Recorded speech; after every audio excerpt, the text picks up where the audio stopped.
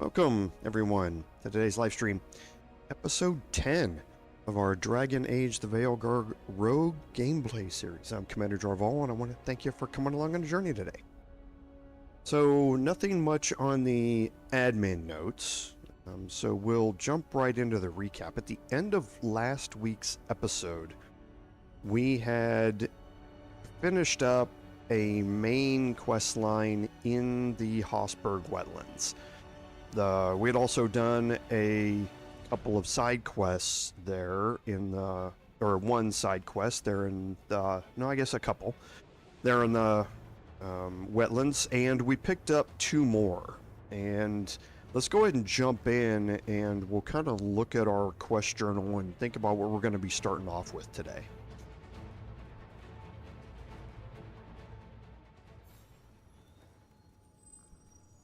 Okay, so here we are. Let's go ahead and take a look at our quest journal, because we have a couple things. A Fit for a Warden is the gift for Davrin, but we do still have the main Shades of the Blight quest over in Docktown to be able to take a look at.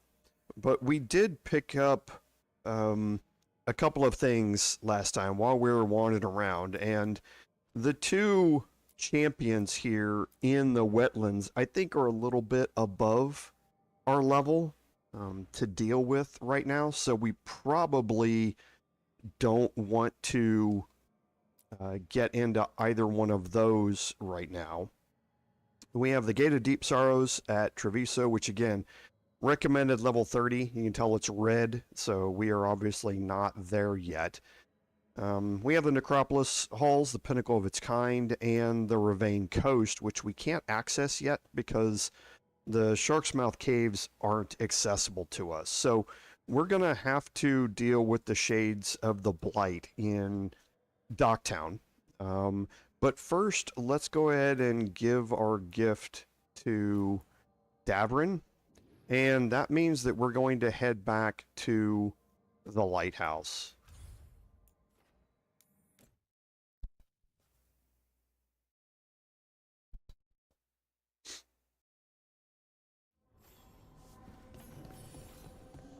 Okay, so we do have another upgrade for the Caretaker's Workshop that can be dealt with. So while we're here, let's open up the map. So Tash wants to talk to us. Emmerich wants to talk to us. Almost everybody wants to talk to us. So let's go talk to Tash here first.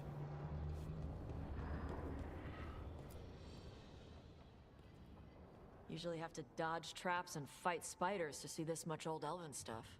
Talk to Isabella if you want to sell any of it. She'll get you a good deal. Spoken like a veteran treasure hunter. Yep, for gold and glory. The lords make runs no one else can. Isabella's undies would catch fire if she saw all this. So why do the Lords of Fortune care enough about dragons to have a dedicated dragon hunter? Lots of great old crap ends up in dragon hordes. Why do dragons care about gathering treasure? It's not like they go to the market. Dragons like metals and gems. Anything glittery catches their eye. So they're like really large magpies? Kinda. And they live for centuries. Lots of time to gather a bunch of shiny crap. Plus all the gear carried by idiots who thought they could kill a dragon.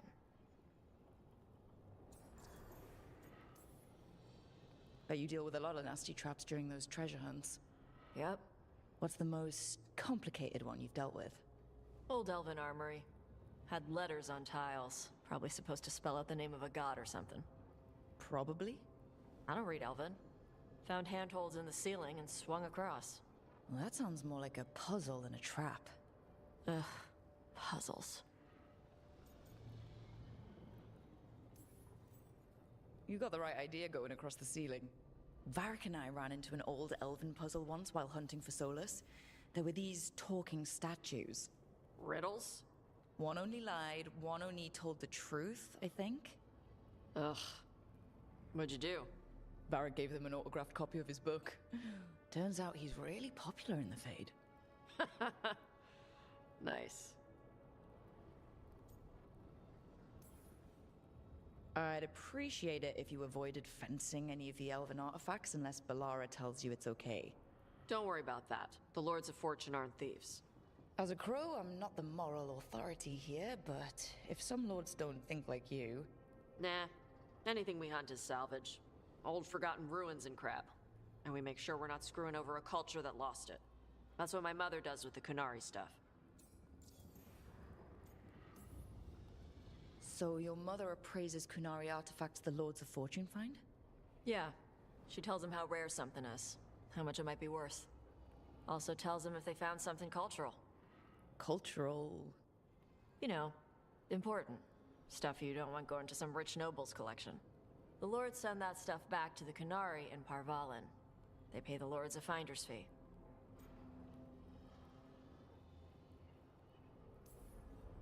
Just a finder's fee? Yep. But the lords at the top could be charging anything for these artifacts, and you wouldn't know. I know what happened to the last Lord who bled a contact. That's enough. The Lords are good people. They helped my mother when she came here from Kantar. She got here with nothing but me and the clothes on her back. The only skill she had was Kunari history. The Lords gave her work.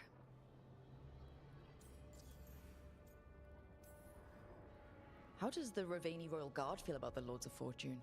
They used to complain about us. But that was before the Antam invaded Ravane.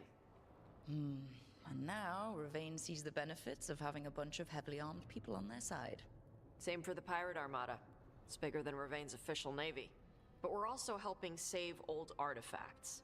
The Antam are burning ruins as they move south. We get artifacts out before the Antam destroy them. Magical stuff. Cultural stuff. Stuff you don't want to lose. We should do this again. Grab a drink, share our tallest tales. Okay, I was gonna go back to Ravane later. Got a thing to do for my mother. You can come along, if you want. Do I need to be ready for combat? Or traps? Nah. Alright. Just let me know when. Okay, and that's going to open up another quest for Fire on the Sands. Let's go up and talk to Emmerich.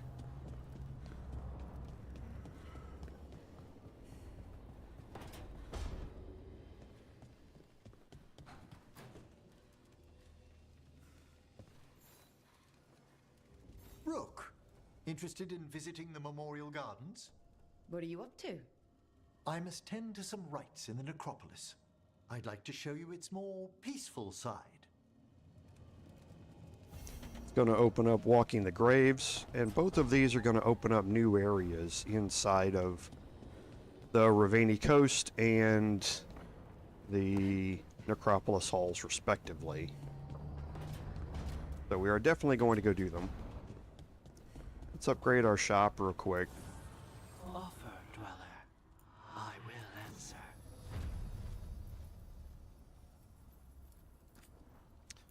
Okay, and the enchants have added new ones.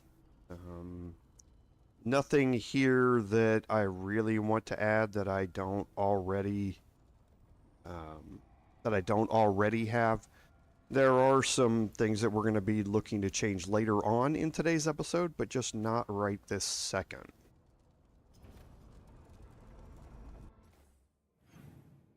Let's go talk to Balara.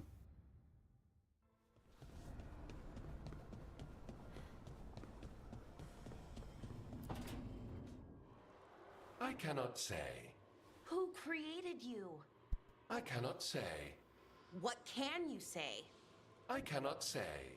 Right. Deserve that. Got the archive spirit working, I see. Rook, you're here. And I did. Sort of. A little bit. It appears, but it won't tell me anything. You simply ask the wrong questions. A common affliction of the weak-minded. Also that. It's kind of mean. I thought it was just an archive. How can it be mean? The creator, its creator, I mean. An archive spirit takes on the personality of whoever makes it. Which, okay, that's an idea.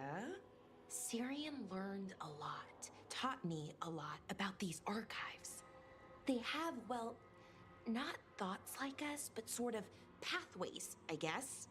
They can only respond to specific questions worded in specific ways. So, if you're powerful, like almost God level powerful, how would you talk to someone you see as lesser?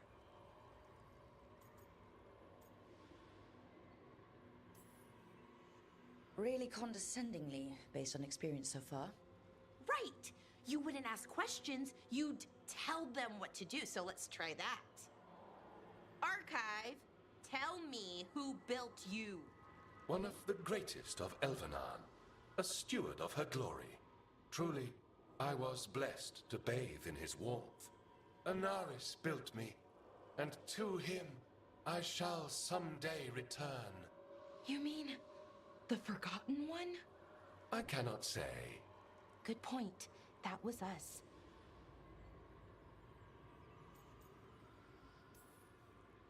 A forgotten one? You mean the bad gods parents used to scare their kids into behaving? Don't speak their name or they'll come for you. Now we know what the so-called good gods were like. Really like, I mean. So who knows what they really were? The Forgotten Ones. They used to say Solus was one, so best case scenario, like him. Worst case, well, you heard it talk. Right. So this thing's dangerous if it belonged to one of them. Could be, but still important and invaluable. Everything Anaris knew, this thing knows, and my people deserve to know. If I can get it to tell me. Archive, tell me about the Dreadwolf. An ideologue and a fool who will soon pay the price. When Anaris dispatches the Evanuris, he will spare a thought for Fen'Harel.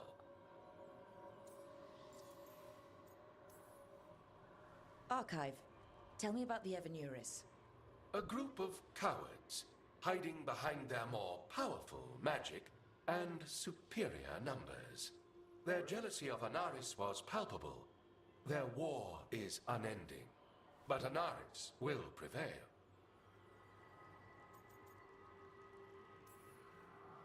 You've got a chance to learn more about our people. Go for it. Just be careful and try not to break anything. Right. Thanks, Rook.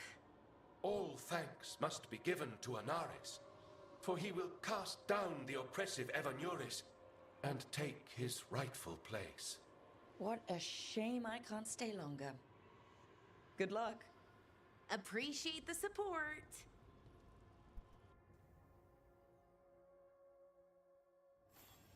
So we met Anaris last week when he was dealing with Syrian, and now we're going to learn some more about that as we go through this.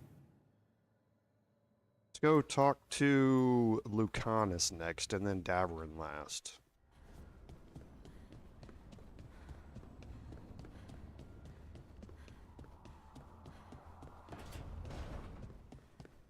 We should get fish next time we're in Mural.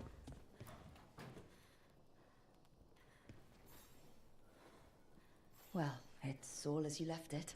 Close enough. I think the caretaker's been tidying up. Rook, now's not the best time to chat. Let's talk later. Later then. So just letting you know that he's back and saying hi. And now Davrin.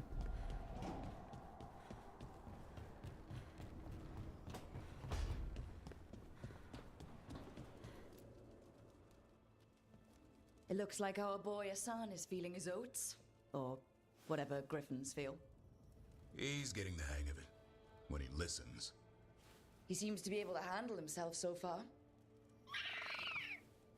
You got lucky the Gloomhowler didn't tear you to pieces, boy. You wait for my command. We attack together. Then we can kill stuff like that. Well, at least he's learning. The instincts kick in. Griffins see darkspawn and it's a fight to the death. Like wolves hunting deer. Just need to corral it.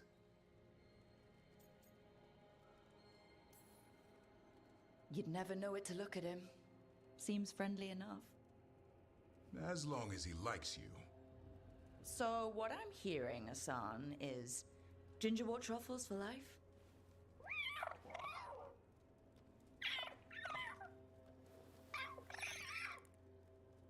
Every muscle in him, every talon, every feather, honed into a killing machine. Hassan's ancestors took on archdemons. Like his name says, he's an arrow. Half lion, half eagle, with the instincts of both, griffins will always be hunters. Just like his daddy Davrin. I suppose we are our nature. Not sure about that?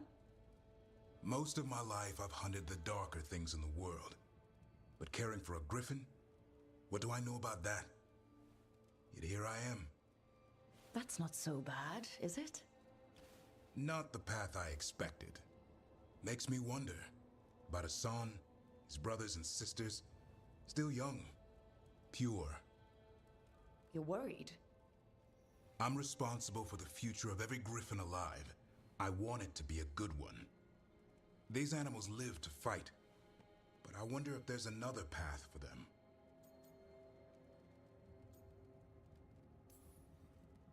I'd like to think everyone can find a new path. Even griffins. Just wish I knew what it was. Doesn't every good parent? Parents. A scary word. I'm supposed to be his bodyguard. What do you think you've been doing this whole time? Trying to ignore it. If I get myself killed by a Hurlock, that's on me. If it's Hassan, I just don't want to mess it up. I think that's where trust comes in. That Turlum idea you keep talking about? Trust Hassan to find his way. Don't force things. He's headstrong. Good thing you are too. Right. Thanks for the chat.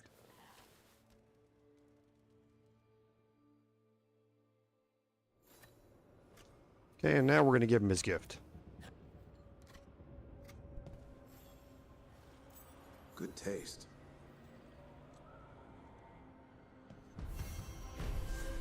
And complete that quest. Alright, so we did pick up a few things here. So let's take a look at our map and make sure nobody wants to talk to us. So now Tosh does.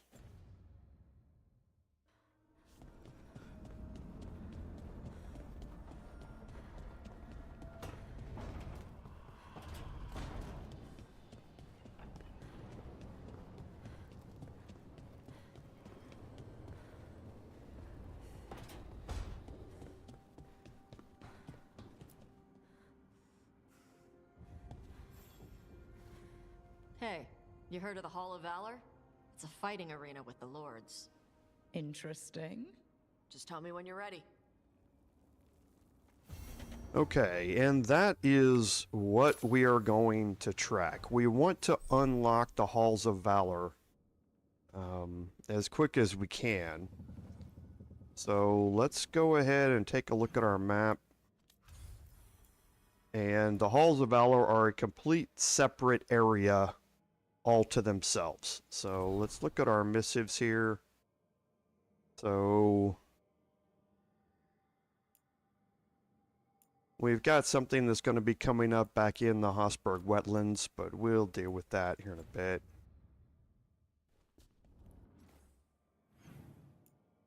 So let's head over to the Halls of Valor.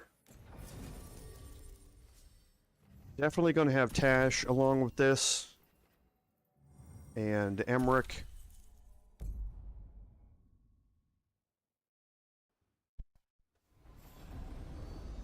And now we get to do a little bit of exploring here. So we just upgraded the grenade belt to legendary here. So applies an additional bleeding stack on use. So whenever you use a potion, you're going to apply bleeding to nearby enemies. And now we're going to apply 2 stacks of bleeding on nearby enemies. It's going to seriously drop our healing down, and we get rid of our revival charge. And I want to keep that for now. I don't think we're going to need it. But I'll keep it for now.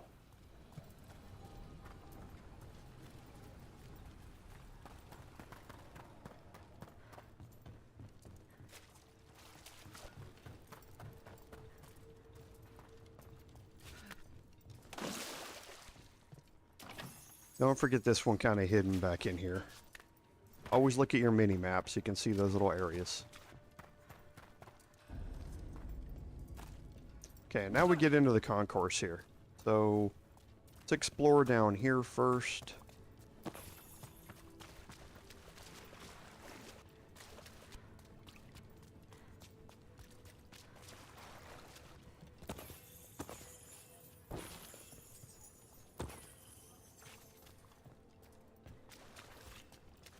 Okay, and then we'll head back up.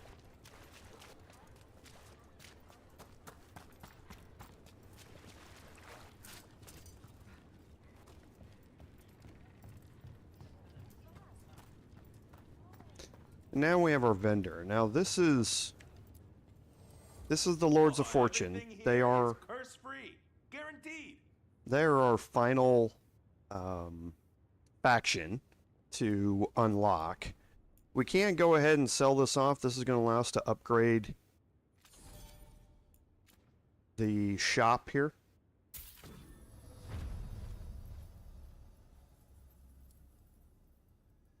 Okay, now if we look through what's here, we can see if we have any upgrades to the stuff that we're doing.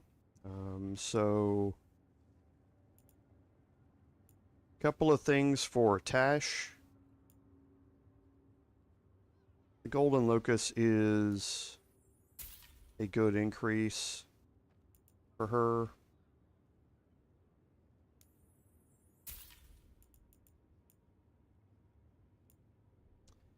The Golden Cask we're going to deal with later.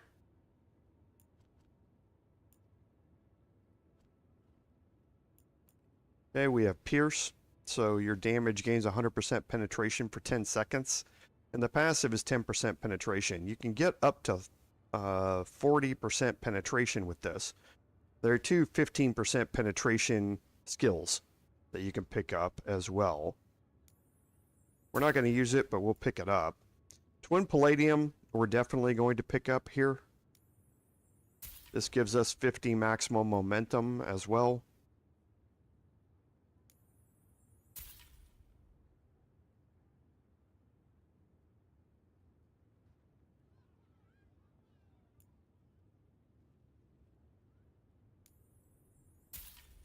I don't think Tosh has a trinket yet, so we'll pick that one up. Pick up the memento. And we can pick up Tosh's gift as well. The rest of the stuff here we'll hold off on for now. Have a good fight. I will, thank you. So, a couple of different ways to go. We can head up. Let's go in here first.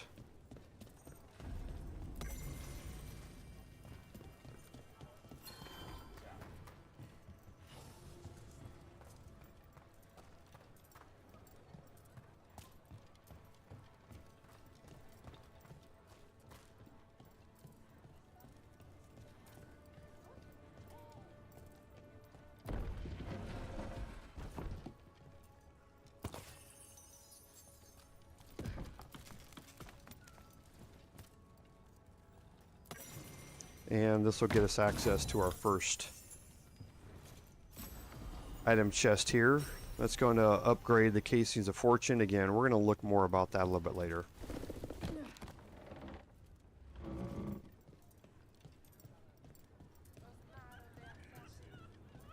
Nothing down there yet. And this brings us back up here to the top where we were just a second ago. Greetings, Morn Watcher. You are a long ways from the harbor. Hey, So, And now you can see where we came in. So that takes us over to that side over there. does that mean you're...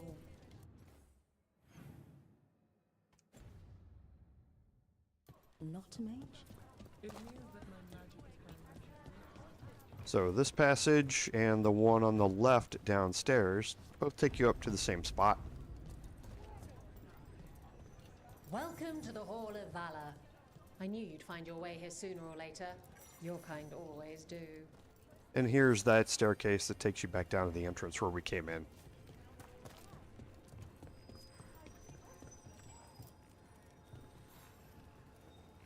Looking to fight? Okay, now the Halls of Valor right now is an arena fight. And basically there are different types of enemies in groups that you fight one group at a time. When you come back from that fight, all of your health and all of your potions are refilled. So don't worry about using as many potions as you need to while you're in a particular fight. The goal here is to win 10 fights. Okay? That's when you complete the I guess, internal quest for the Lords of Fortune, but that's when you also get the rewards for it. You can use this as a leveling up mechanism.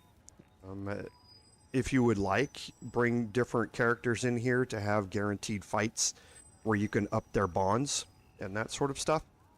But let's jump in here. All right, get your ass in there and give us a show. And see how we do. Okay, so the first one is on Tom.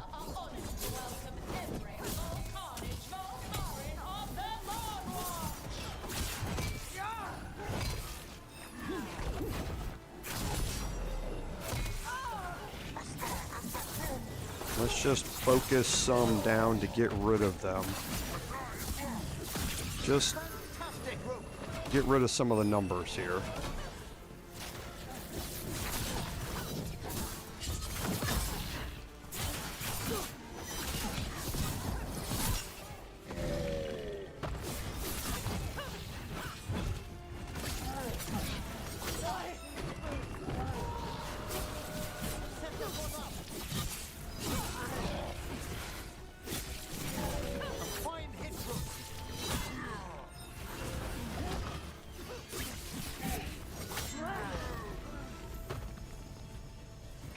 Excellent. Okay, and again, you can watch the health down on the bottom. You can see it refill there. So at the end of every fight, you get all of it back. You'll want something with a bit more bite this time, I reckon. Get yourself in order and head to the entrance. And some of these fights can be a real pain. All right. Who's ready for some action? I know I am.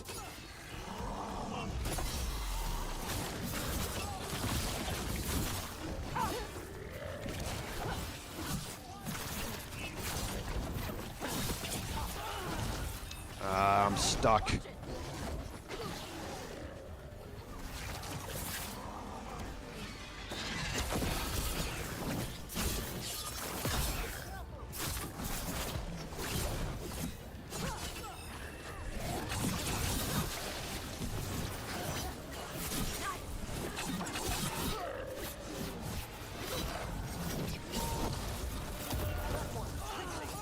Come on. Is he gone? Looks like he's gone.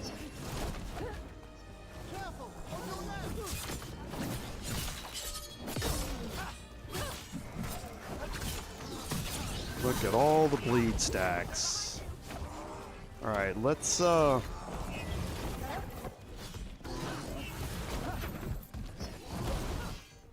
get a block off here.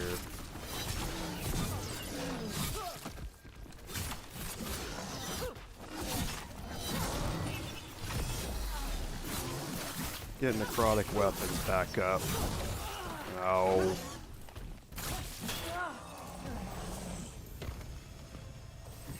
All clear.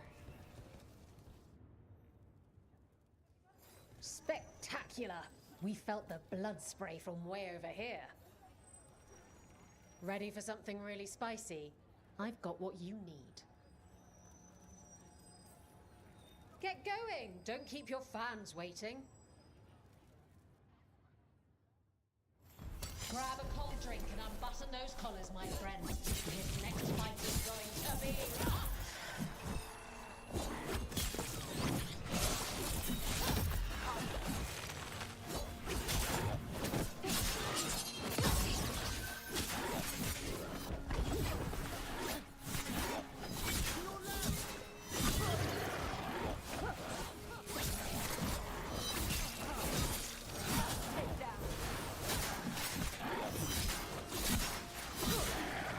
I was in the middle of the animation, couldn't cancel it.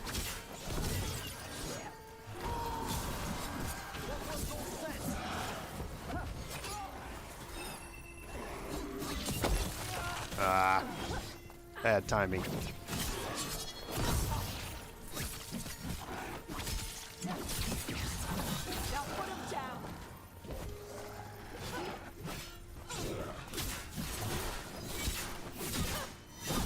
See ya. Ah, well done. Emma Saline. Hey, dinosaur, welcome. Sorry, I was in the middle of a fight there. Didn't see your chat, so That means victory. welcome. Emma Saline means I want you within me. Damn it. I wish I hadn't Well, you get to misplaced see a Meryl's bunch of fighting to function. start this one off. So I think that's 3 fights down. Now we've got 7 left. Get going! Don't keep your fans waiting. Probably time for Venatori or so, if I had to guess. Everyone Oh, hit the mercenaries. boogie and grab a snack. You won't want to miss this next fight.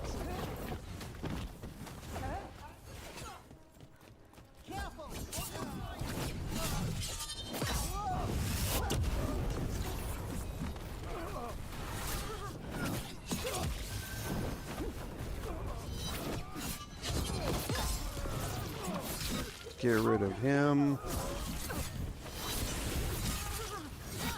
And him. Necrotic weapons.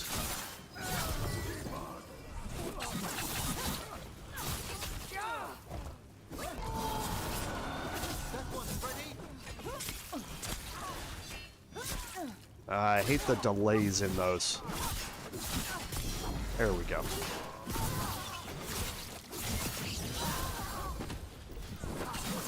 Oh, already got him.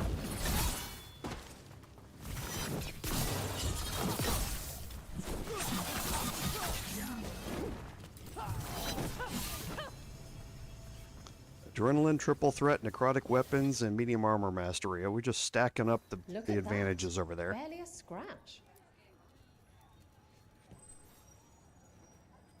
All right, this is really starting to annoy me. Once more, and don't you dare hold back. So I think that's 4. This is 5. All right, get your ass in there and give us a show. There's the Venatori. Faster than ticks on a blood mage. Get ready for the Venatori.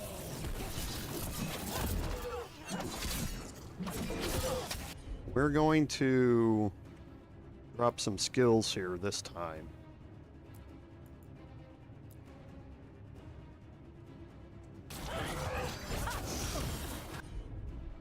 Okay. Oh, now he left. Great.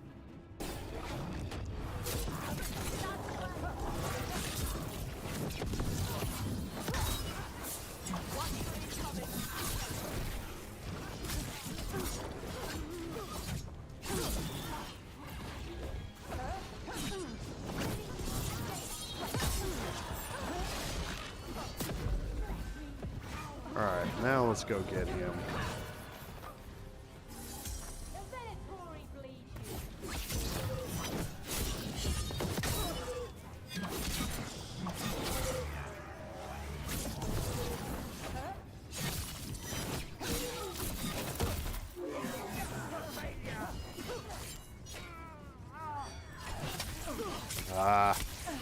The timing on those, they've got a delay in them. Boy, I really don't like that.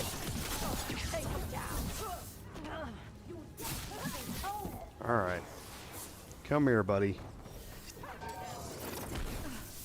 Okay.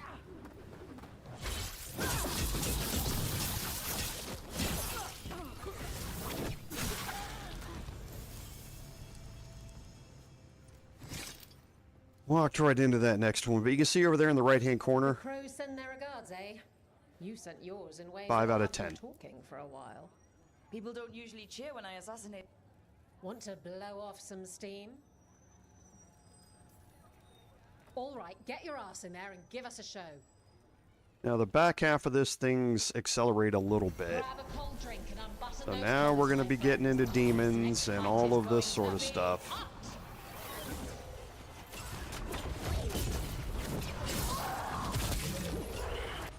So let's get our ultimate here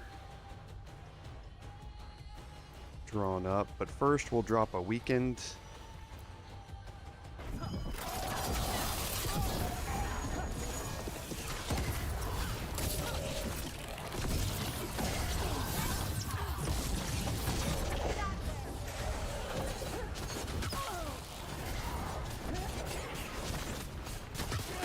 Oh, come on.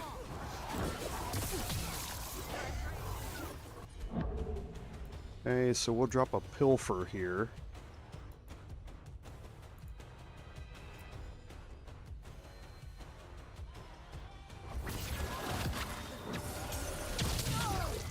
Jeez, come on.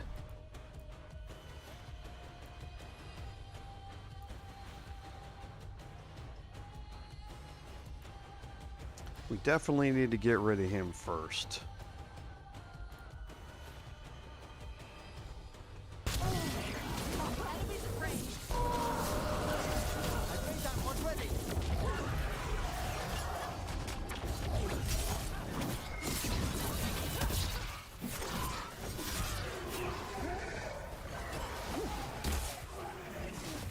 Okay, so Pride Demon's down.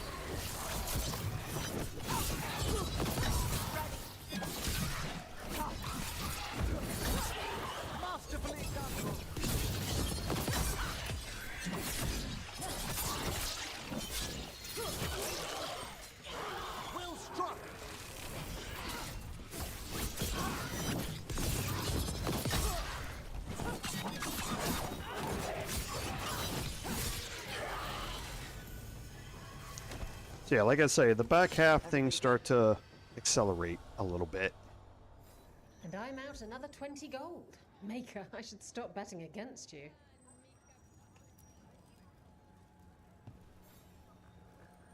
Looking to fight? All right, get your ass in there and give us a show.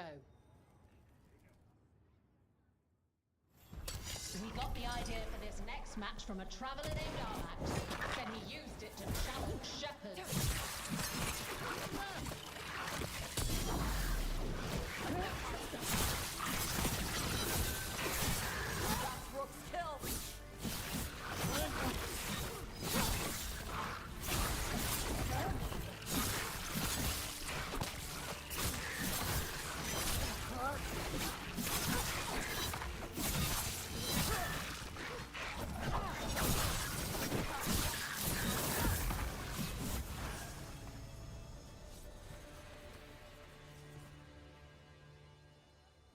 Spectacular! We felt the blood spray from way over. Okay, and that's level 30. And at level 30, we want to make a bit of a change because now we've unlocked all of the skills up here. So let's refund all of our points.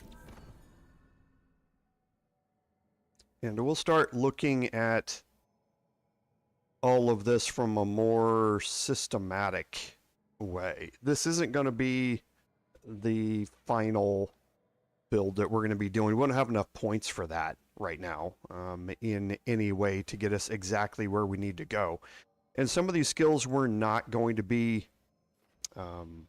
utilizing as much right now, but they will be popping up, meaning we're going to be making our way down here into this side of the tree for a little bit, and that's because we have some skills down here which give us enhanced damage after defeating an enemy by hitting their weak point. And we also have one that will grant us necrotic weapons for doing the same thing. So we'll have a bunch of ways to trigger necrotic weapons before we even get into the fight, and that sort of stuff. So let's kind of make our way around the tree a little bit. And we want to start off this way. We're not going to use evasive maneuvers. Really, it's just to get us out of here and open up a path down this way as well as up here. So powerful rebuttal is perfectly fine. Pilfer, we're going to want. We're going to end up going both of these directions. Activating any ability grants 2 more arrows. Is going to apply a little bit for us. We're going to be going with eclectic armor down here because our arrow maximum is +4. So physical resistance 10% is nice. Arrow regeneration we don't care about. Arrow maximum +4. Okay, so that's an important one for us to have because we're also going to be heading up here towards some motivation. And this is going to get 4% more damage per maximum arrow count. So once we get this, it synergizes with this, and that's 16% more damage because of applying eclectic armor. That means we're going to have to wear different armor types. So medium armor mastery over here doesn't matter as much. So we're giving up 20% critical damage, 20% sword damage for an additional 16% damage overall and a 15% weapon damage and 25% stagger. So we come out on the better end of things here until we get later on into the crit build side of things. So we are going to be continuing up through here because affliction damage plus 10% is big for us, and getting a takedown grants necrotic weapons. Okay. Now, over here, bow damage plus 10 improved our tool abilities and duration abilities. We don't really need right now. We don't need explosive trap either. We don't need to get into fan of arrows and into this specialization. The physical resistance is nice, but not really necessary. So we're going to stop going that way here, and we're going to get back up into leaping shot. Now, again, I don't need leaping shot. Just gets us into this upper portion of the tree. And remember, I ultimately want to get us back over here. So I'm going to have to be getting up here anyway. So through each of these, the control ability is okay, but not necessarily right now. Advantage duration plus 20%, that includes things like necrotic weapons and stuff like that. So that would be nice. Going this way, we don't need any of these, so we'll head here. And then we'll head here. Between these two, health 100 and momentum generation plus 10, we're going to be respeccing later on for momentum generation plus 10. Absolutely going to get it. For now, though, me being as bad at this game as I am, I'm going to take the health and move into Lightning Flask. So both of these ways we're going to go. The plus 2 arrows, because we need to get down to here, so that's plus 6 arrows. And that's plus 24% damage is basically what that happens. We're going to be moving down here once we've got more points for that 15% penetration. And then for these, we can move up into them, but I'm not going to do it right now. Perseverance is great whenever you gain deflect, whenever you do a perfect dodge or perfect defense. While you're at low health, there are things that can affect that number. We're going to take the maximum momentum here and start making our way down to this corner. So, overwhelming tactics, charged heavy attacks apply necrosis if they're not already suffering from it, and charged light attacks apply bleed. in those fights in there, you noticed me swapping between charged light and charged heavy, so that I can apply both bleed and necrosis depending upon what they have and don't have. Okay, my resistance I don't really care about here. Okay, and we're going to get adrenaline and move into our specialization. Going to get our ultimate, Murder of Crows, and 1,000 cuts. From here, we're going to start working on this for a bunch of our next points, and then we're going to start moving around some of this stuff as we go, because some of this is going to be very, very useful for us, specifically the Sly Strike. We know how useful that is, and we're definitely going to head down here to get it. But let's take a look at some of the other things up here first. So the necrotic damage is definitely nice. So strike abilities apply necrosis for each unique primer on the target. Now, we normally don't apply multiple primers to a target. So since there's always going to be one primer, this is going to apply one stack of necrosis whenever we use 1,000 cuts to do it. So we can prime somebody, we can attack with 1,000 cuts, and then after 1,000 cuts is done, we can detonate it after that and remove the primer. So Shall We Dance is something that's useful-ish, but maximum momentum plus 50 is huge, and then we get into convert energy. I normally don't do this. Your charged attacks consume 25 momentum and deal 25% more damage and stagger. We just don't have a lot of momentum generation yet. And I could quickly get rid of all my momentum here using charged attacks, which I use a lot, and not have anything left for my detonations. So balance flow, definitely want. 30 more weapon damage and take up to 25% less damage relative to your current momentum. So this, if you don't use your momentum and the higher it is filled up, the more damage you're going to do. Moving down this way, charged attack damage, we do both lights and heavies. Quick control, update, or when you hit somebody with a control ability, which again 1,000 cuts is, you're going to permanently reduce their defense by 5. This is going to be really useful later on. So we're going to pick it up now. And now we're gated behind level 40 up here. So we got 15 points left, and we need to look at a couple of things, because we do want to start getting... I need to find the skill. Okay, so I definitely want precise power here. That's 1, 2, 3, 4, 5, 6, 7, 8, 9 to get down to it.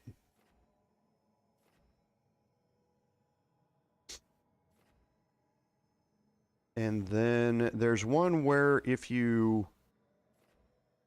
kill an enemy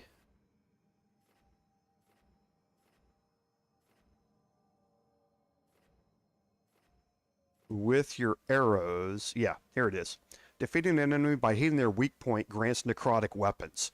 So, and necrotic weapons last 50% longer.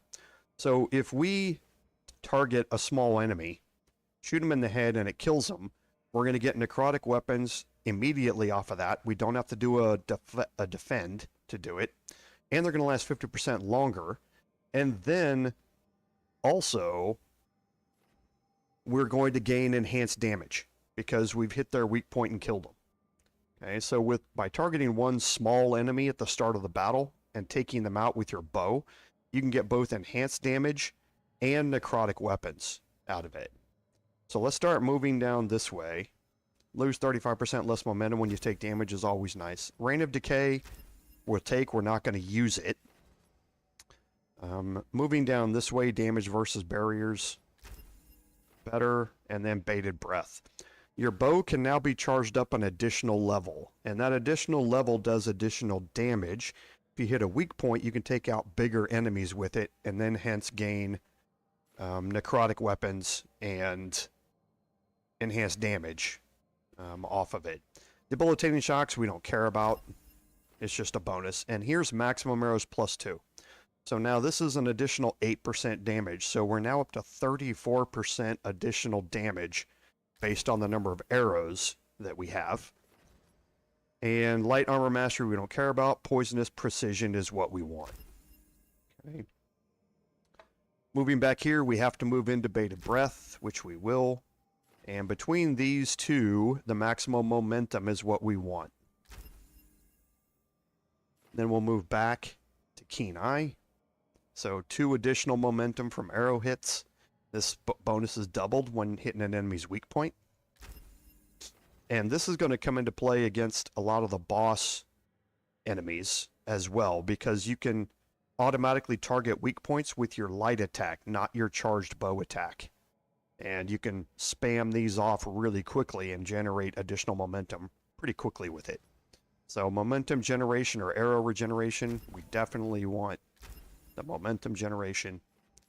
And into Reeling Bolt. Now this is something that we're not going to use for us.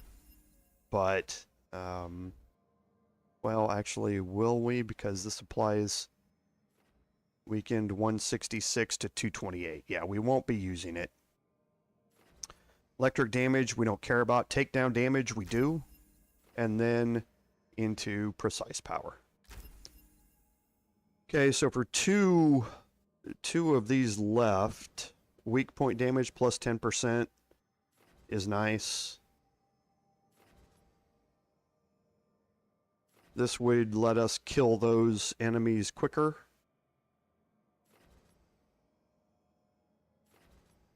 And another weak point damage plus 10%.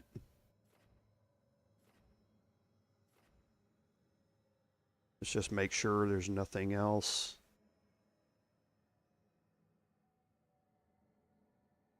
That is easy for us to pick up right now. I think we want Sly Strike. Okay. So there we go. So let's take a look at our companions real quick. That trinket we don't care about. And Tosh had a couple, yeah, not as good. But we do want to put her trinket on, so all of Tasha's abilities apply burning. That's another affliction.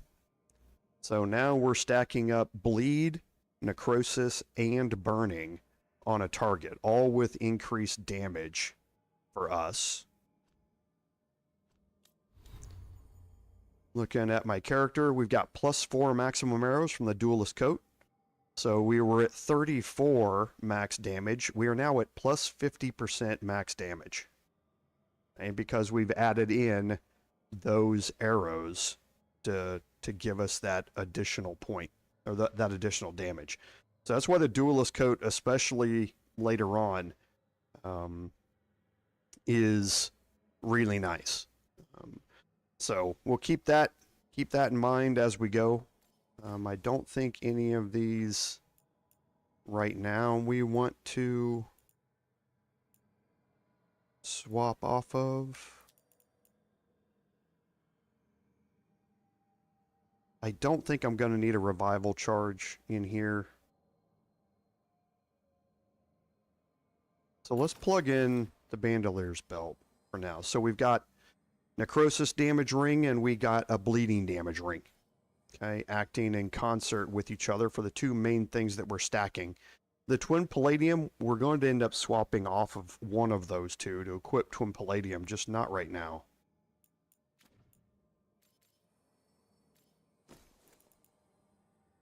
And the Casing of Fortune, we learned about this. Rally Party is going to be a key part of this thing later on, just not right now. So, oh, Tosh had some armor here.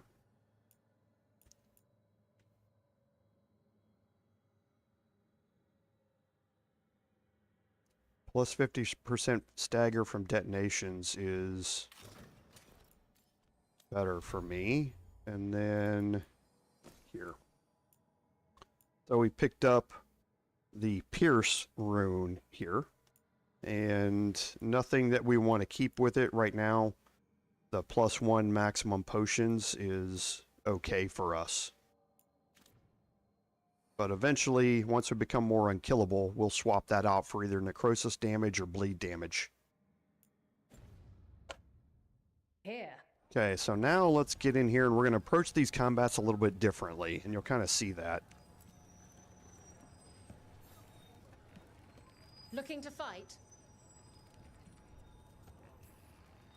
All right, get your ass in there and give us a show. Grab a cold drink and unbutton those collars, my friend. And see, that immediately gave us necrotic weapons. And enhanced damage.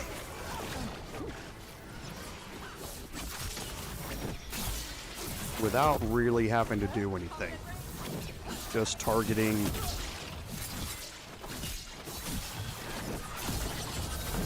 a weak enemy at the start of the combat.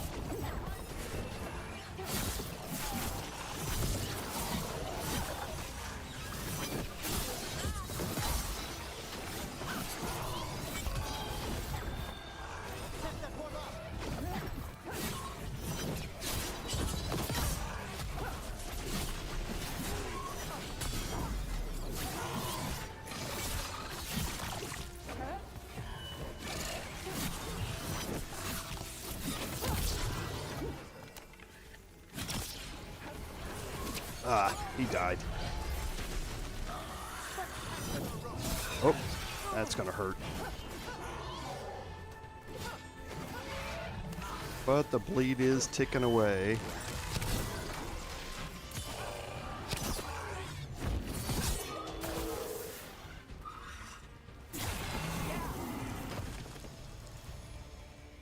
So see, starting things off by killing a small enemy to gain necrotic weapons and enhanced damage is a great way to start the fight. What are you in the mood for? Get going! Don't keep your fans waiting. And this will work even better once we get slowing down time. Those collars, my friends. This next fight is going to be hot. You do actually have to hit your shots, though.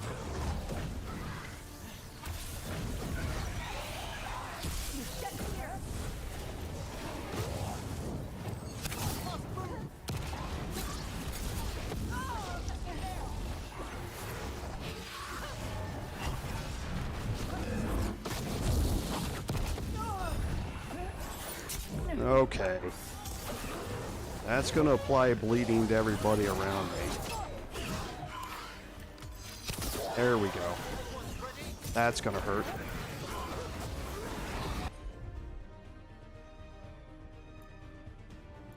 Oh, and I forgot to change out my skills.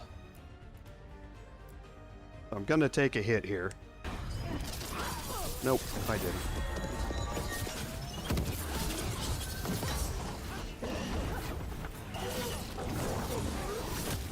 Oh, why did that not work? There we go. That's going to apply bleeding.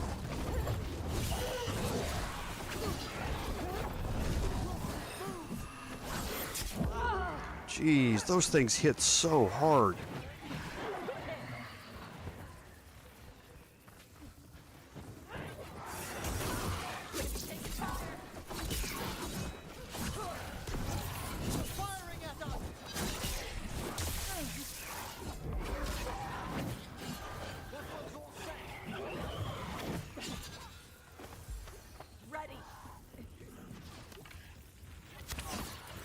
There we go. So yeah, they step up a little bit in damage as you get close to the end here. And I'm out another 20 gold. Maker, I should stop betting against you. Oh, I can't wait to see what you've got. But it does refill your potions Get going. Don't keep your and your fans health. Waiting. So last one. Grab a cold drink and unbutton those collars, my friend. This next fight is going to be hot!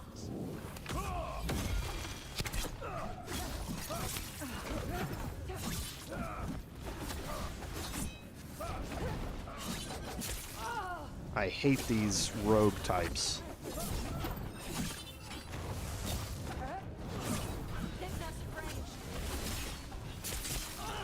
And I... Ooh, hello.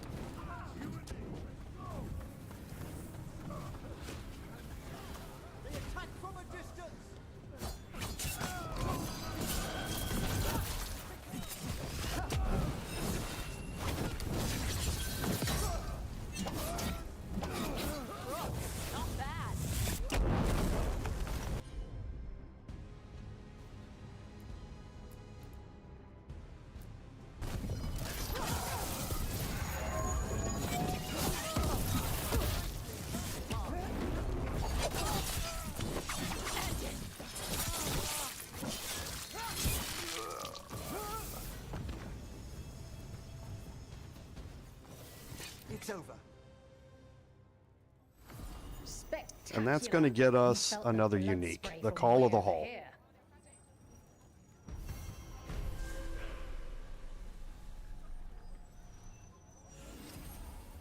Okay, so we got some skill points for Tosh, so we'll go check those out real quick.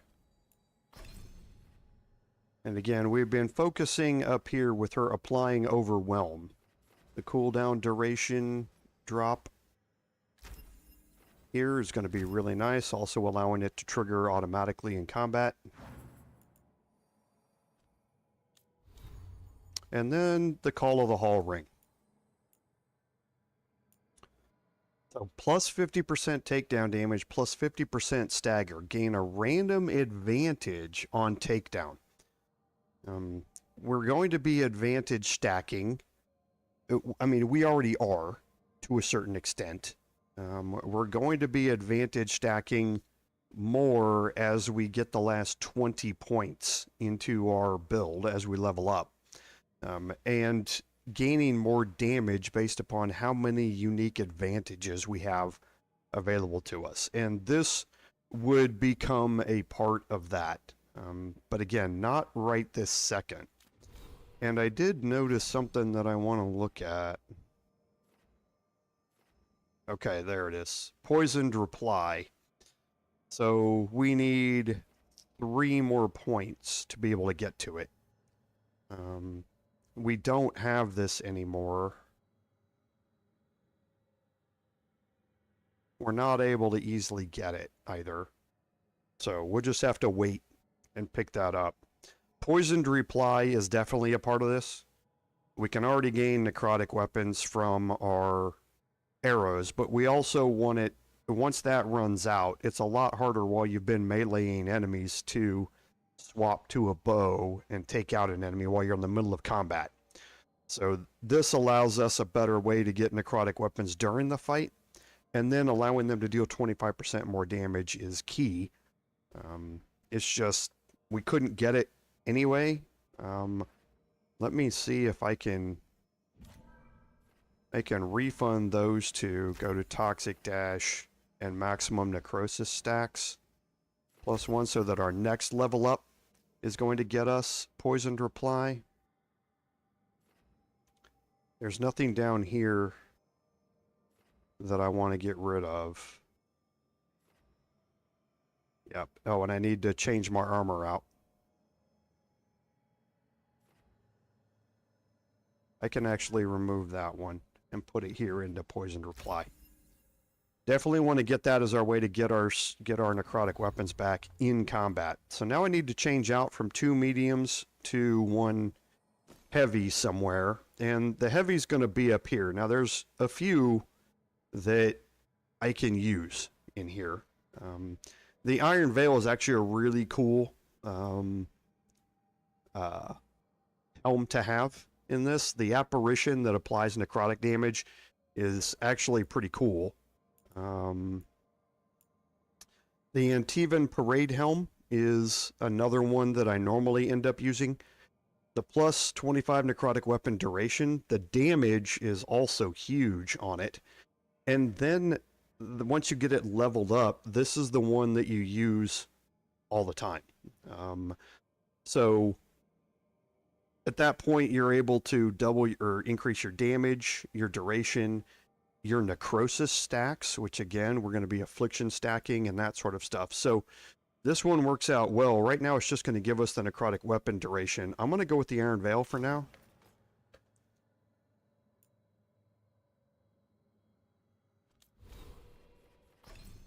And that's going to take advantage of the eclectic armor.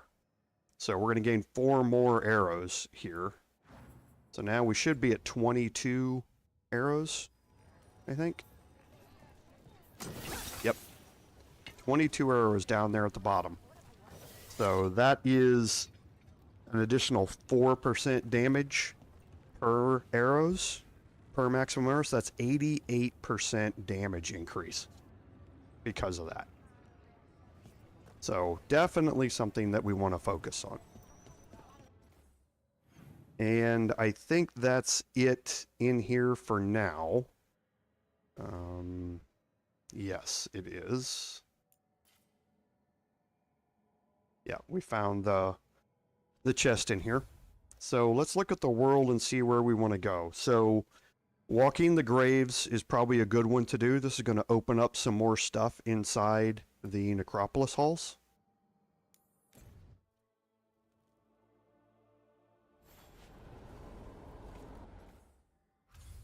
And it's fairly quick.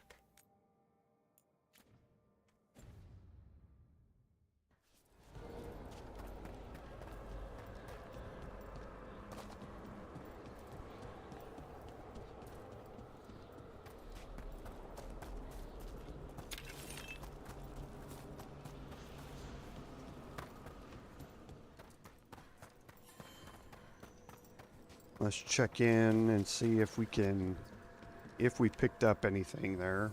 You return. We didn't.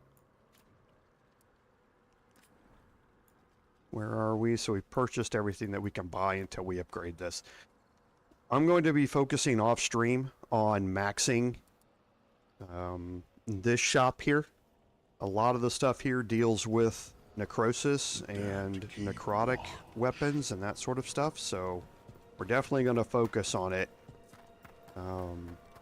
going forward, just not right this second.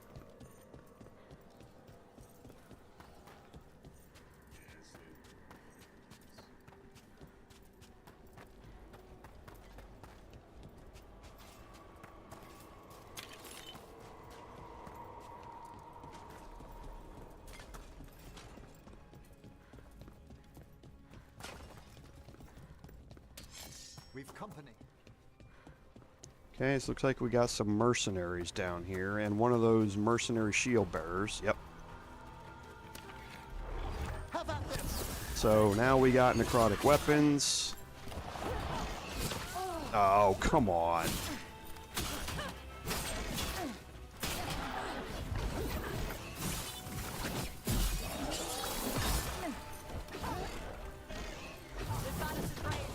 Oh.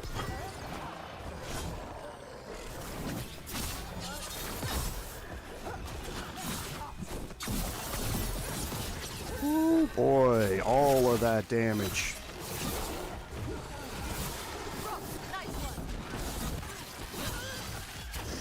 Get wrecked.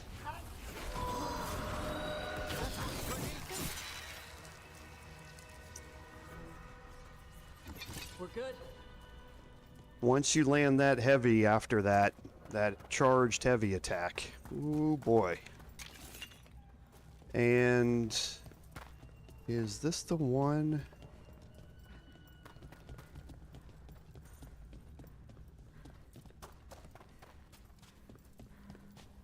With Tosh.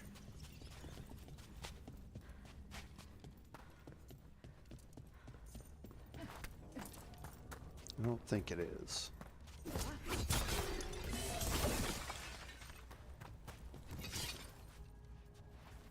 No, it's not. Oh, the Wisp.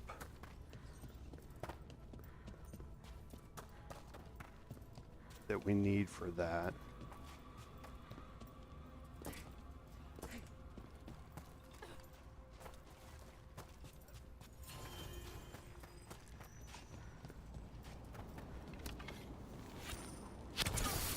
And that gets us enhanced damage And you saw what the Iron Veil trigger when you get a kill. There's the necrotic thing that comes out, and it deals 500 damage to whoever it goes after. But yeah, look at all the advantages we're stacking. Adrenaline, necrotic. Why play with the corpses? Just burn them like normal people.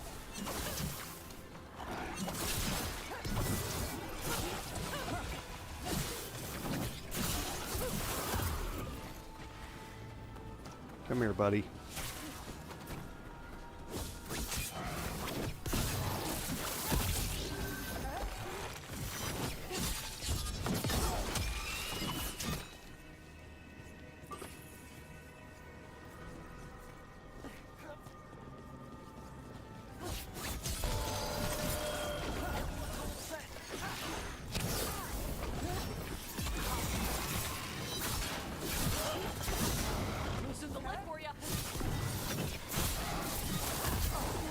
Oof.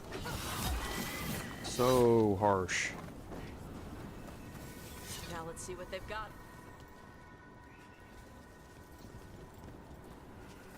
And now it looks like mercenaries down here.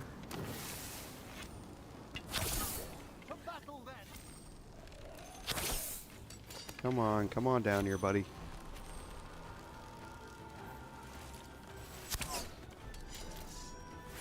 There's a fight ahead.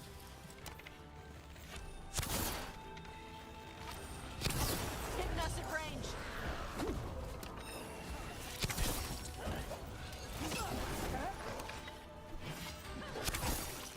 One more, come on. There we go.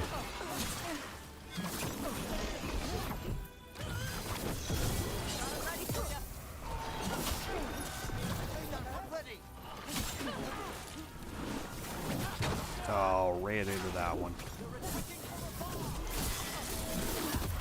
That's the last of them.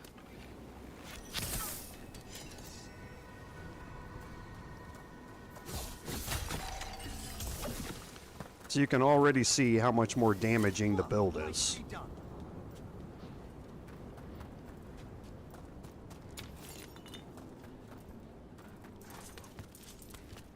Looks like we haven't done a lot of exploration of the Necropolis halls, because now we get Precious Decay, and Precious Decay is the non-affliction stacking version of the like the cold and the fire rings.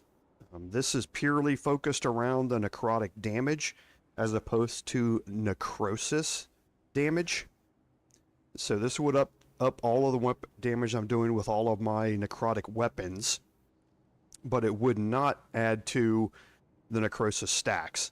I'm going to equip this now because we're not really stacking necrosis as much as we are bleed, and this is going to straight up my damage.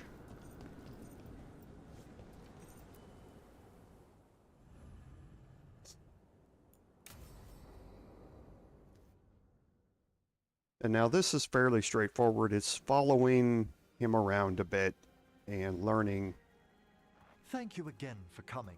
My duties include tending to these rites of remembrance. Excellent. Manfred found his way down. Very good, Manfred. He sounds excited.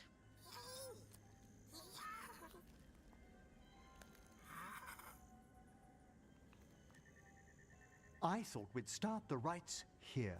A tableau of the dead, commissioned 173 years ago. These lives were flickers against the ages, precious, fragile, and finite. Now they serve as a warning. Don't linger overlong in the gloom. Live with grace and fervor while you may. No one's gonna seize the day for you. Just so. That one's livelier. Here. Who were you when you breathed above? This body was a tailor's, a mother's. She laughed and taught weaved and wove the robes kings wore when they were crowned. Tja. Someone must realign her thoracic vertebrae. I hope the novices are inspecting the displays.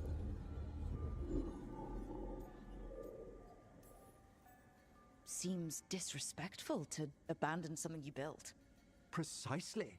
No wonder there's been an uptick in hauntings. Wait, what? Let's continue. We're going to come back to the hauntings in a little bit. Because we're going to get a lot of quests here So what now? dealing with hauntings. And I'm going to kind of deviate a little bit while we're in here to go searching around. Would you care to light the candle, Rook?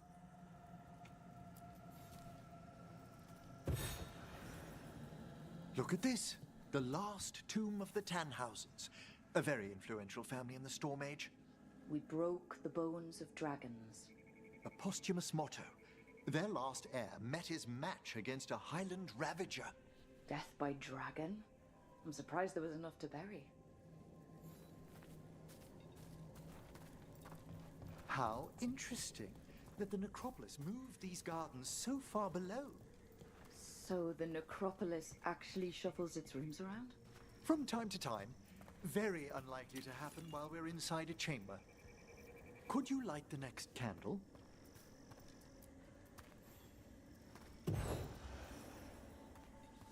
Aha! One of my favorite flowers! A variegated weeping widower. You know your plants. Alchemy is my hobby. It's a break from teaching spirit calling and theoretical applied metaphysics. If you ever want a side job, the crows are always looking for new potions. Yes, as I recall, you're rather famous for it. This way, Rook. You were right about the gardens being peaceful. The Necropolis has its dangers, but these places are a refuge for the dead. How many people are buried here anyway? Excellent question. We rarely should take a new census. You'll need to light these candles as well.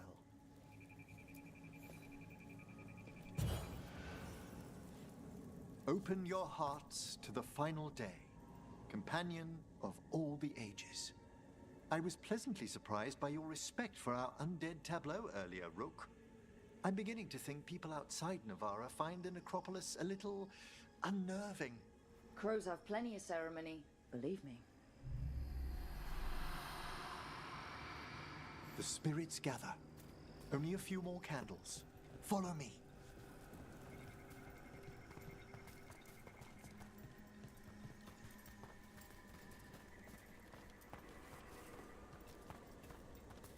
Ah, look here.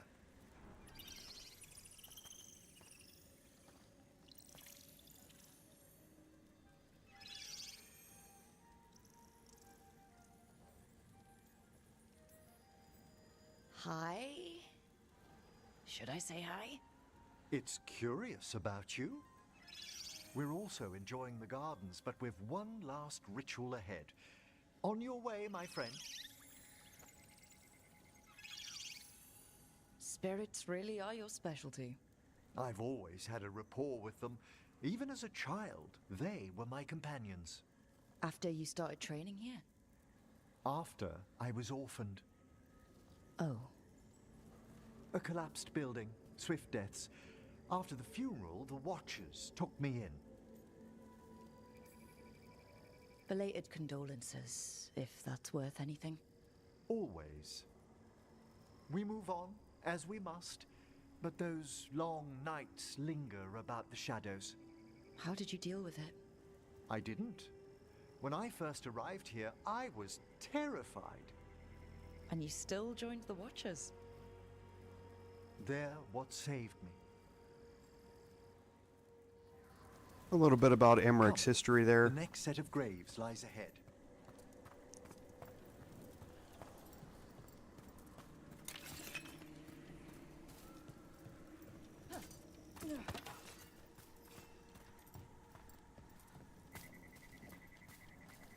Please, light the next candles if you would.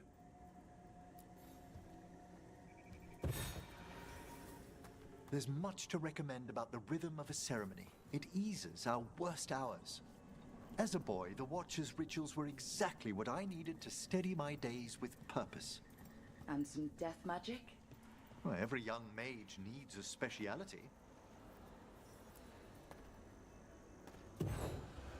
All this pageantry, this magnificent gloom and its rites. I ask you, Rook, what is it for? It's gotta be the living, right? Yes, exactly, exactly. This place is an abundance of history, of magic, of memories. The Watchers preserve it so the living may draw comfort from those who've gone before. We must get to the candle, please, Manfred. You told Harding that Manfred used to be a wisp until you gave him a body? Yes, he's taken so well to it. Haven't you, Manfred? Here are the last candles you'll need to light.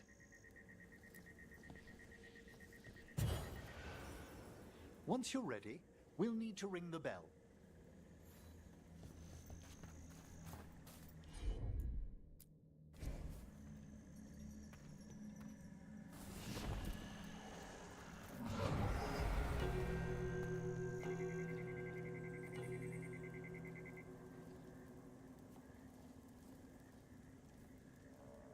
Let the rites be acknowledged. Our bonds seen and sealed. We honor the listening spirits.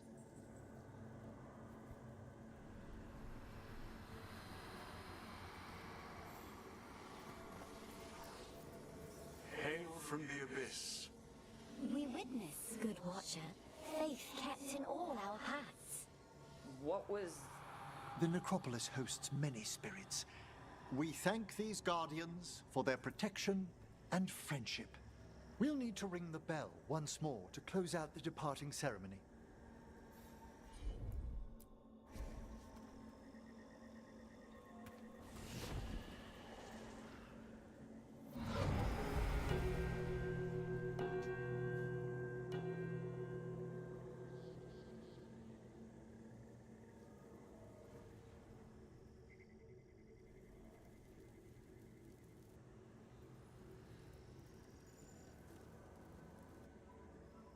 So you were really afraid of this place as a child?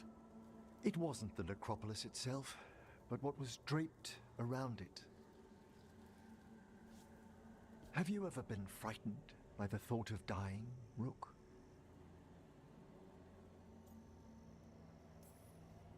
It's part of life. I wish I'd had your equanimity when I was younger. That's when I discovered I possess a great terror of dying. It goes beyond dread. Can't be reasoned with or soothed over.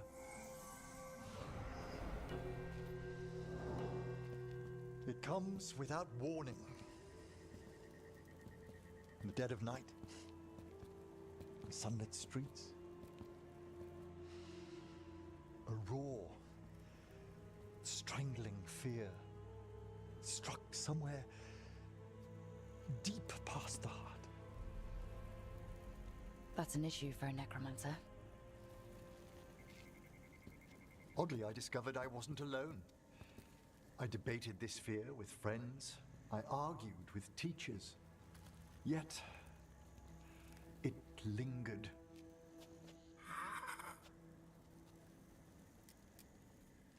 Manfred's right. That's maudlin enough. There are struggles, but a Watcher should always find peace amongst the graves. And what sort of host would I be if we didn't end with some light refreshment? We're having tea. Here. By the dead. Tranquility itself. Oh, if you prefer your tea sweet, Manfred loves using the sugar tongs.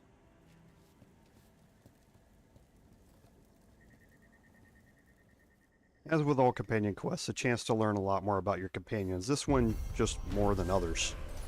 You learn a lot about Emmerich in this. But we also opened up some new areas.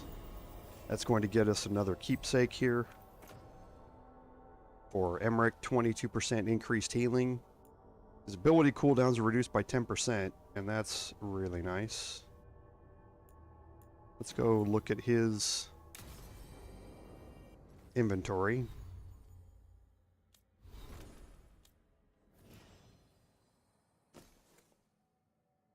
That was the trinket. Sorry. So yeah, we're definitely taking that. Now let's go do some looking around in here. It is a really cool look to this place.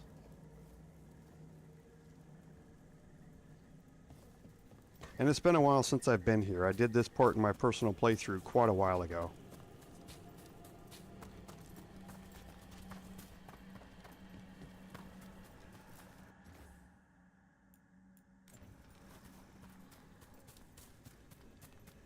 Let's go take a look around real quick. We don't have to read all the graves.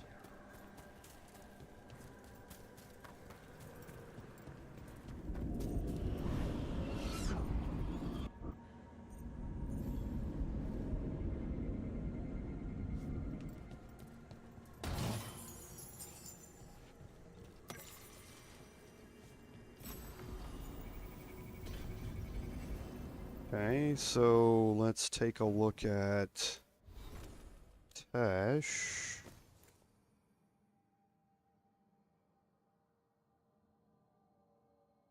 Okay, so that's going to up our ability damage again. We don't have dragons that we're really worried about, but the +1 max stack of bleeding is kind of nice.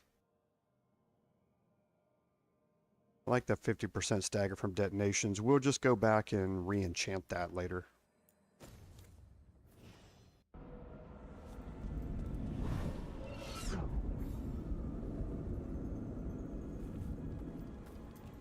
And that was for walking into that sarcophagus there, that fast travel.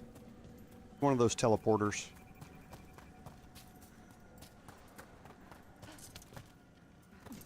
Okay. Oh, the animation stopped it.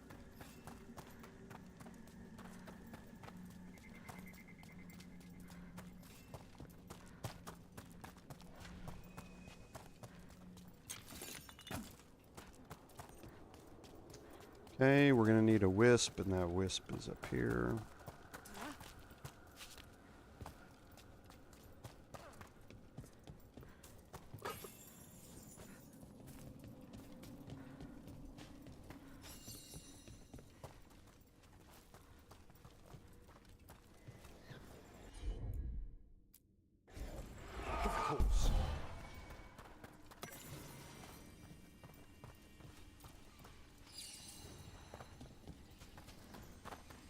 Go get this, and then we'll come back to this room to continue on.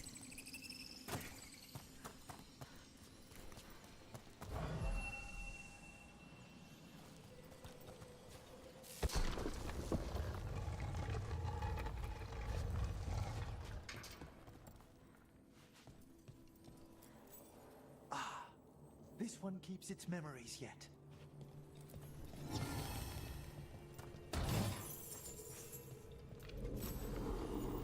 So many rooms. What's following? What are you? Stay away!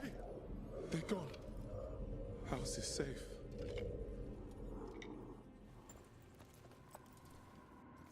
Okay, so Tash picked up a weapon.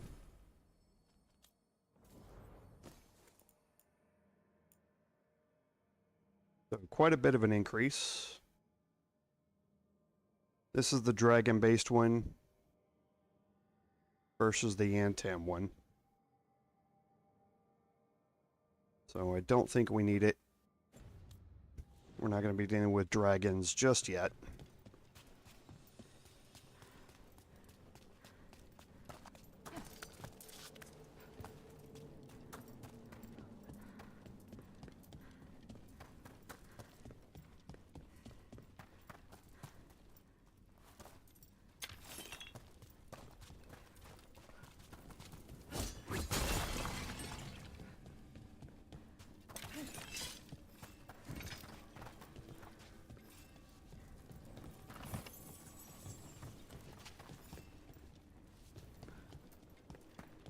And now you can see where we are. We're back in that central area that we opened up a while ago. Now there was...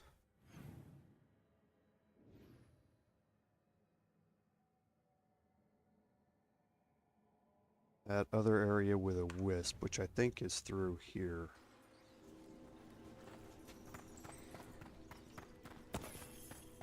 Actually, let's go this way.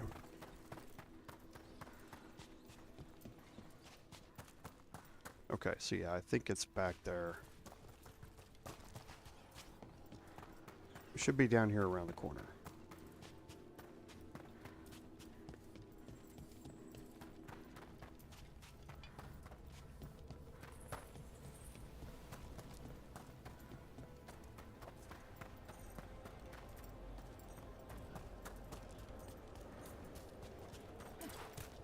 Listen, Death Mage. It's Emmerich, Tarsh. Did you leave papers on the table by my room? Just some gazetteers on death magic. If you've time, they might dispel some misconceptions you have about necromancy. Ugh, your gross dead people stuff? If you've any questions... Nope.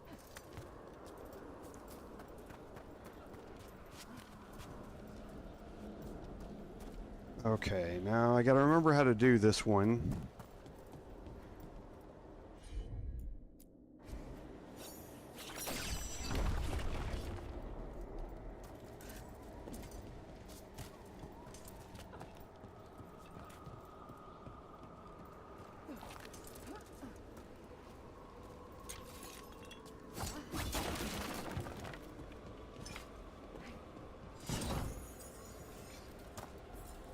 Wonder what their story was.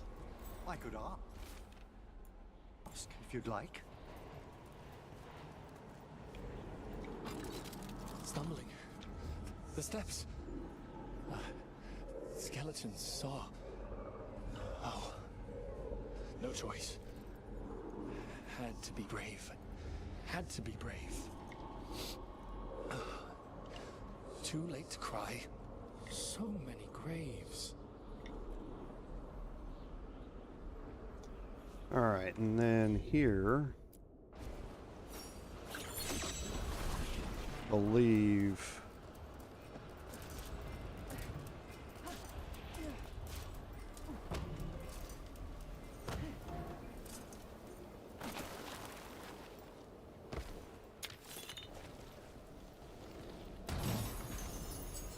Okay, so we've got a couple of items to look at here.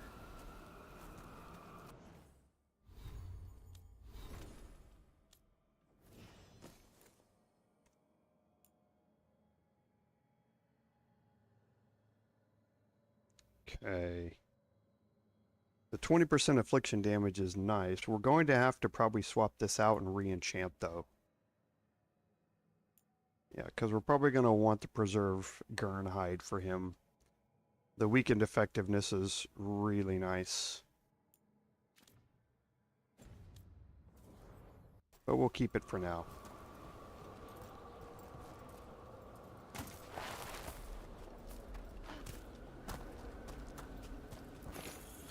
I think that's it.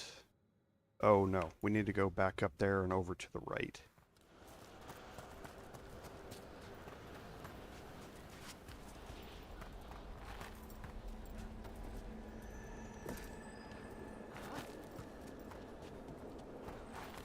Because with Tash in our party, we should have access to the wisp we need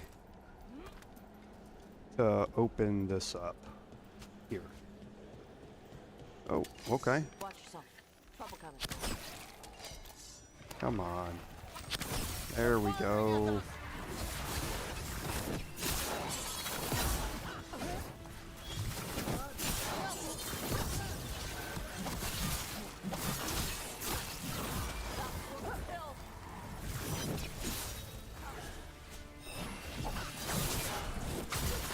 Oh, okay.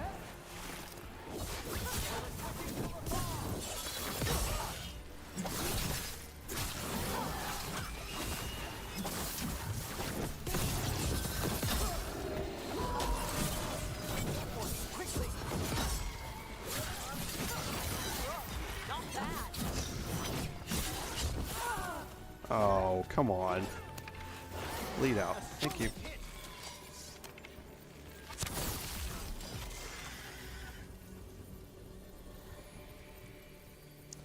Okay, so let's go over here and get this wisp. You have to release it here, and then we have to light 3 braziers, I think, and he leads us, or it leads us to all of them. Let's see.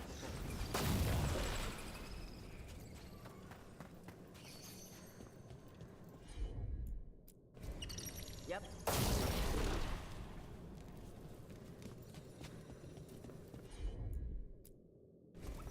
Okay.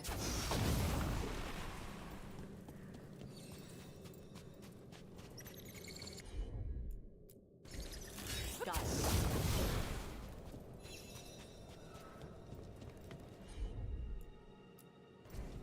Gotcha. That's going to release the wisp for us.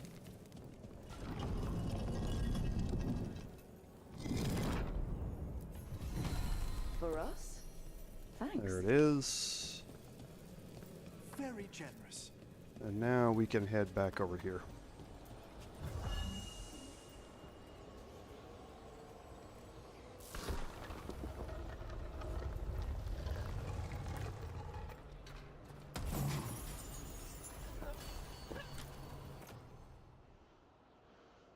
So another way to gain necrotic weapons. We are focused on the stacking right now, but the enchanted long blade, when it levels up to the final 2 sections, are a key part of this.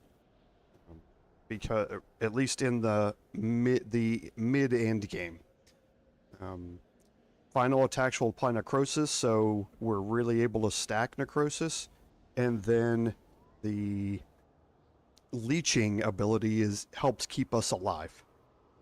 So whenever they've got necrosis and necrotic weapons are active, which should be almost all the time, then our melee attacks heal us. But for right now, it's not something we're going to focus on. We'll focus on the bleed stacks instead.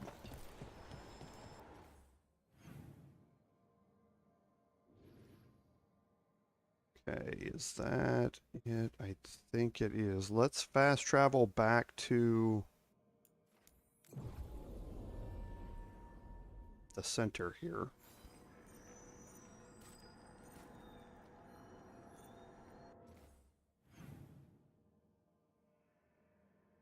Why does it say there's a chest nearby?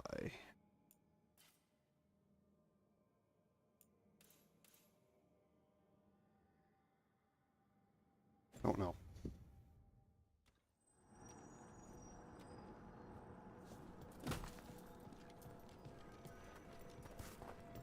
Is my ultimate charged? It is not.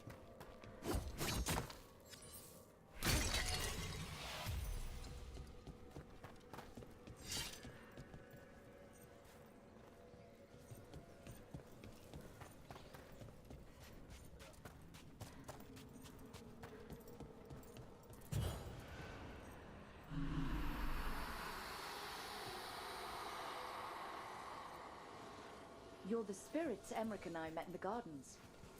Yes, indeed. How pleased we are to see you hale and whole.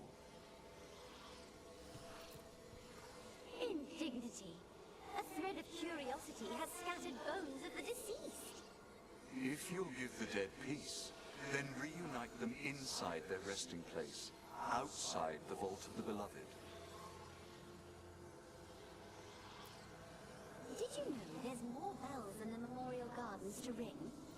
You may uncover something, if you bring wits to bear.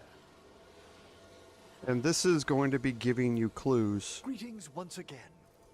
Watcher Volcaran. Always a pleasure. Such a promising child. He's been grown a while. You're forgetting time. How do mortal minds track the years? So let's head back to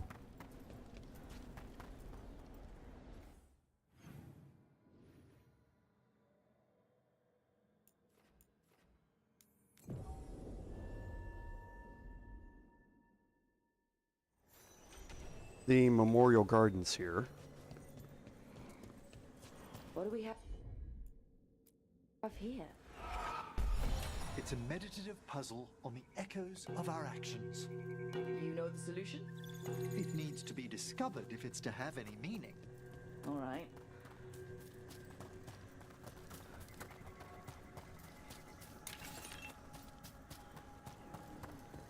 The Wisp will show you the next one in the order.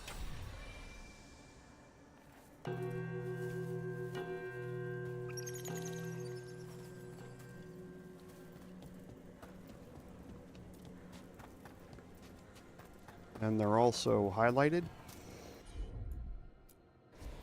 So it's not that difficult to figure it out.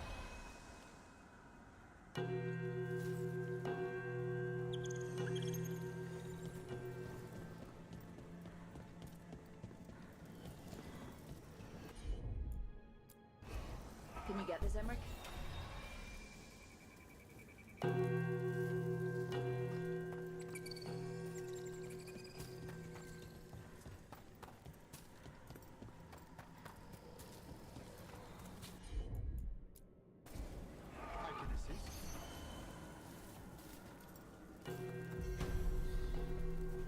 That opened up something.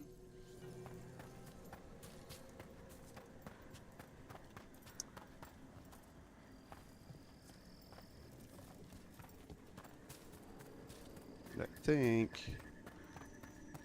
this is now opened up.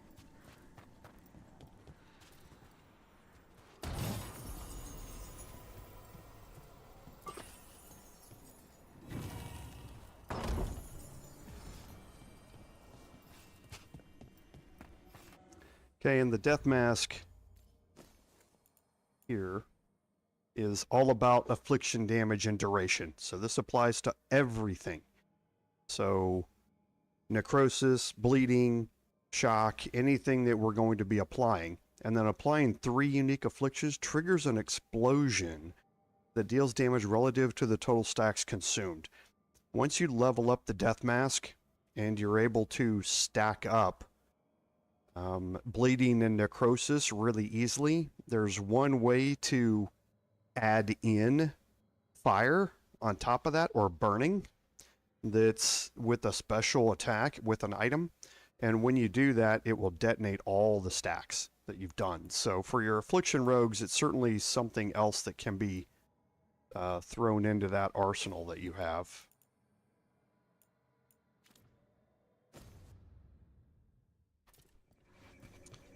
Okay, and I think that's it in here.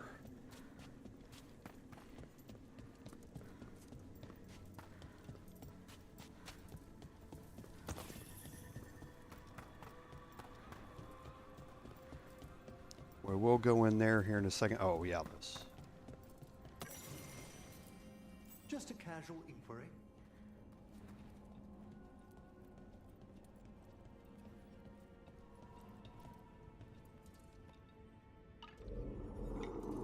Mother? Haven't seen you for... Won't forget. By the fireplace. You too. Love you.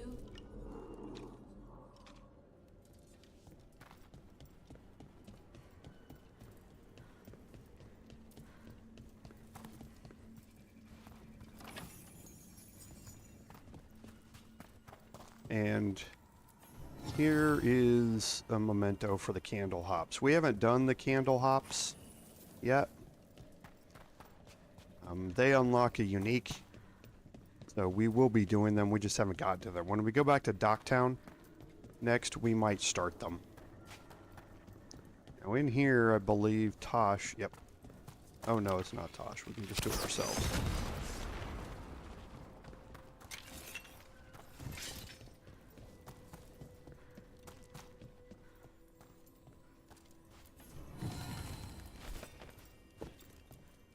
Smells like fog. Oh, grave mist isn't a wine.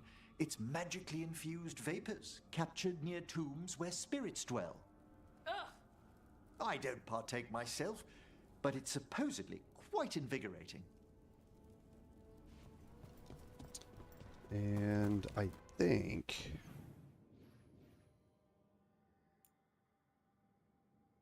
that's about it that we can do for now. Let's go over and take a look at Pinnacle of its kind.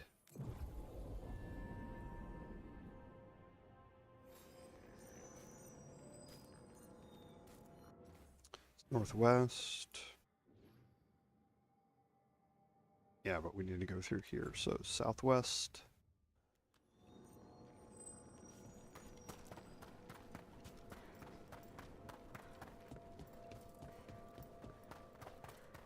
Yeah.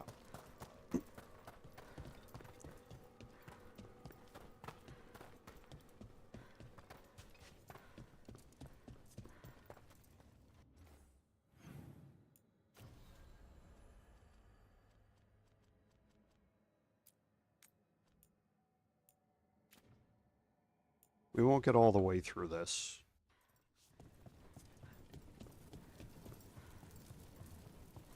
I don't believe.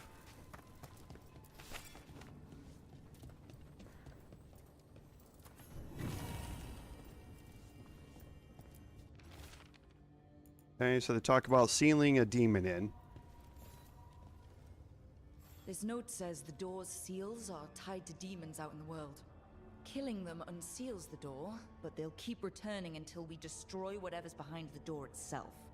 Can't let a bunch of demons run loose. Not even here. The Order would be grateful. I've never even heard of this spirit. Let's keep an eye out.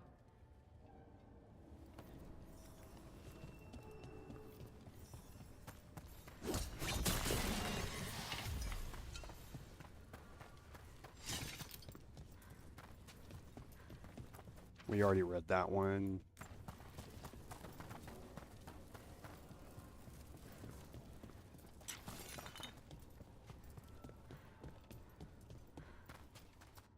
Okay, so you're going to find demons in the various different locations now. Okay, so that's what we wanted to open up. So let's go deal with Tash's companion quest, because we are done here for now. And that's in the Ravane Coast.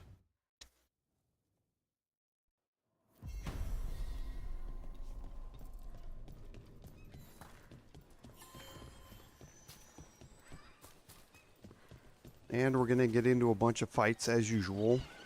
Getting there.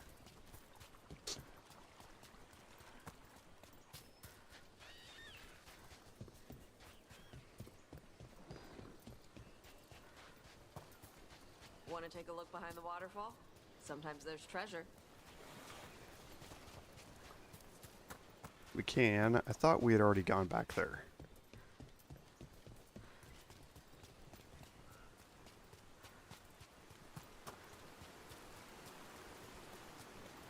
Oh.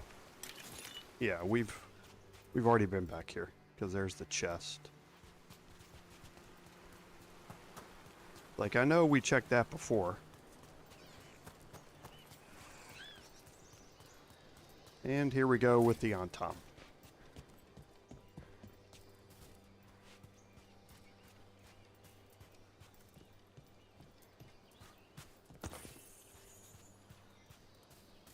I hate this fight.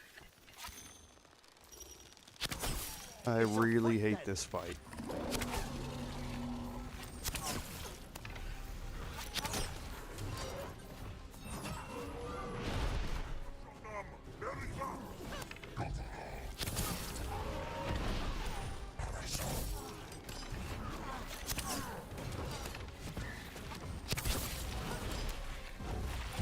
Oh, and he blocked it.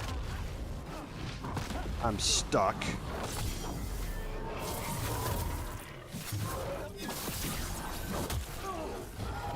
Oh, get off of the end of the stupid rock. I'm stuck.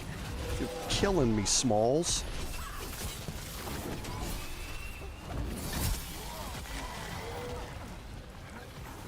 Alright, let's take care of this one here.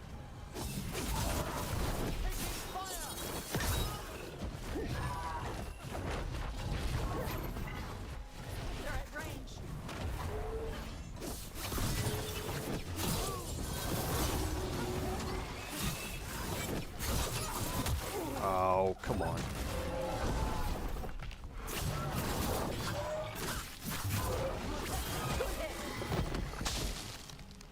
Alright, he wasn't that bad. And we got some good damage in on the ones from range first. I hate that fight though. Tends to hit me a lot more than he really should.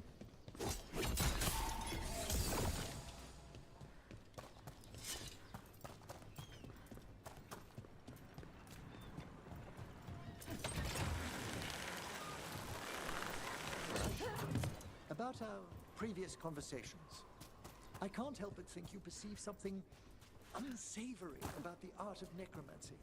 I don't want to know about your corpse touching. There.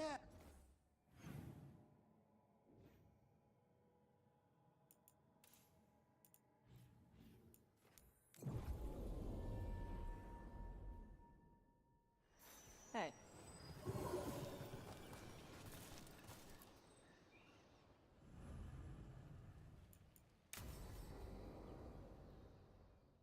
Alright, so let's get this knocked out. This is going to open up a new area here.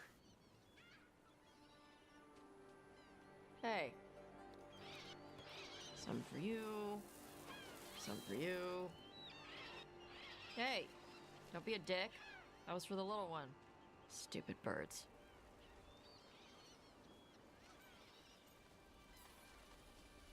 Here, let me. You gotta spread it out. Throw it out in a clump and they fight over it. I know how to do it. So do it. Sometimes I practice with the fire out here. It's safer. No people around. Lots of water. Is it magic, or...? It's not magic. My mother says the Kunari used to be closer to dragons. Something in our blood. The Antom called you Adari? Yeah. Old Kunari word for fire breather. A few like me are born every generation. My mother thinks Adari were meant for something special. She's always looking through the old texts for clues. Come on. Don't want to scare the birds. And much like the last one, we'll follow Tosh through this area here first, but She got herself transferred to Kontar from Parvala. always want to turn around and look. There and then walked out. I thought Kontar was well fortified. How did she escape with a child? Lycune isn't a prison. People can leave if they want.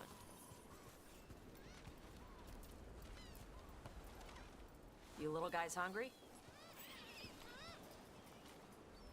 Do you miss living under the Cune? Not much to miss. I was a baby. My mother misses it. She was an Ashkari back then. A scholar. Why'd she leave? Me.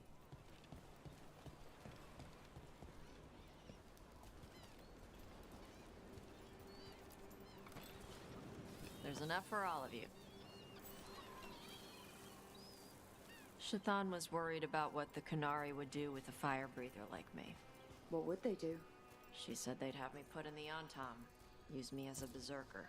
The idea scared her enough that she left her library and walked away from the Cune. While I'm here, might as well do some of these things that are sitting around, especially if it's going to give us more health, because most of these I think are back this way. Yep.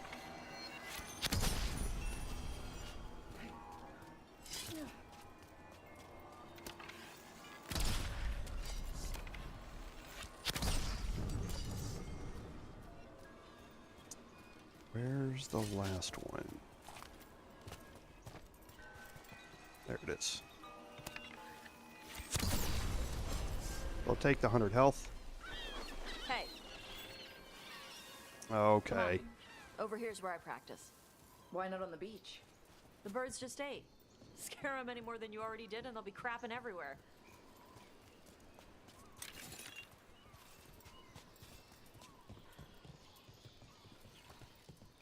What the crap is that? The Antom must be marking their territory. Not on my beach. Vosh Vatari! Come on. These banners need to burn. All right.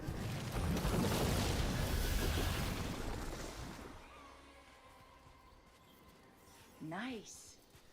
What does it feel like when you breathe fire like that? It's more like spitting. Ew. Something inside my throat opens up and lets stuff mix together. Then there's this rush of heat as I roar it out. I'm surprised it doesn't hurt your mouth to do that. It can. One time my tongue got in the way. Got a mouthful of fire. Oh, ouch. Didn't hurt much. My mother has to make food extra spicy so I can taste it. I guess that's the trade-off of being a fire breather. It's fine. I smell stuff better than most people. Slow blink seems to say, I'm going to eat you, little fish. It's funny, slow blinks with my cat all the time. That just makes him feel comfortable.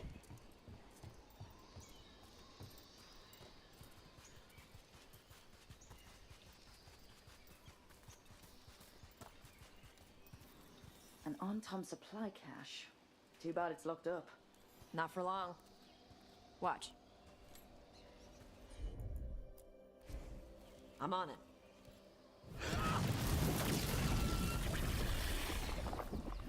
Wow. It burned right through it. Yep. Melt some metals, not all. How'd you figure out which kinds of metals you could melt? My mother said I went through a lot of spoons as a baby.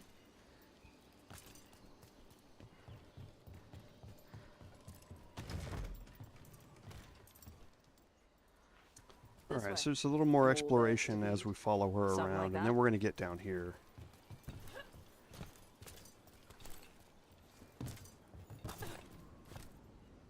Karash, it's Tosh. I brought food. Avatash, it's good you came early. The feather clouds are getting lower. It's going to rain. Who is this with you? This is Rook. She's a friend. A friend. All right. Make sure you both dress for rain. Drip rain, not mist rain. Nice to meet you. And you. Karash was a worker caste navigator. Got dragged along with the Antam when they invaded. They told us it was ordered by the Qun. I was not taught war. I was taught the weather. Red clouds for thunder, gray clouds for rain, green clouds for the devouring storm, and black clouds for the Antam cannons. After what they did in Ventus, I ran away.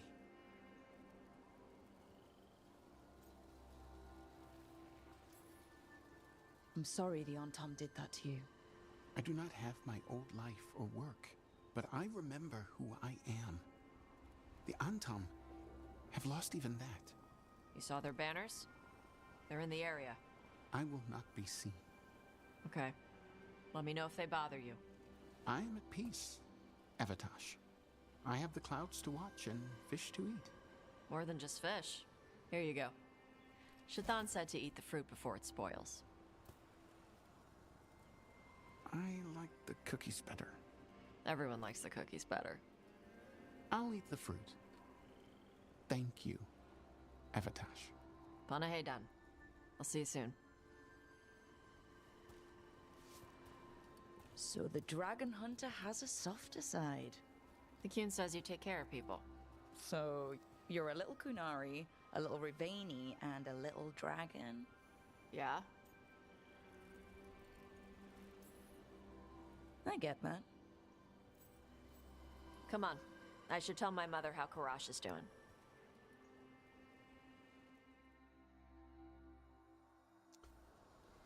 Alright, so now we have to help how her do you deliver get it? some food. I left my old life behind when I joined the Antivan Crows. Then I had to leave that to help stop Solus. So you take what works from each part, right? Yeah. I had to take Kunari language classes growing up. I had to learn how to tie these stupid knots. It wasn't so bad when the Kunari and Ravain were at peace. Now the Antam have broken from the Qun and started attacking. People look at me like they're scared I'll switch sides. That's their loss. People who've only ever been one thing will never know how big the world is. Yeah? Maybe.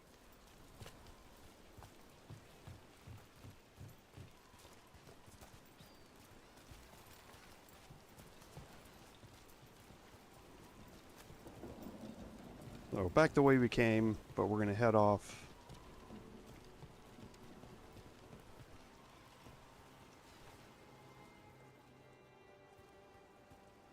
Mother, what are you doing here? You used to call me Tama. I also used to wet the bed. Want me to start that up again? I'd rather you didn't.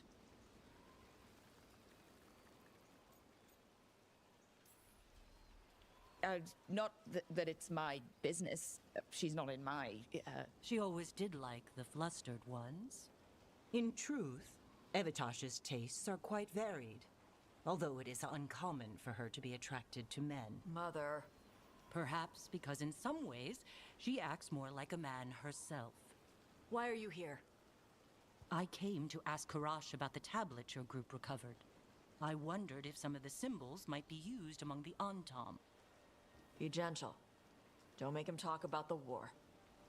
I see the wisdom of your suggestion. I also see that you used your fire again. Chakra Toebra. Chakra Toebra. Remember to keep your consonants crisp. Kunari do not slouch, and neither does our language. Panahedan, Evitash. You did well bringing Karash his food. Sorry. She's like that.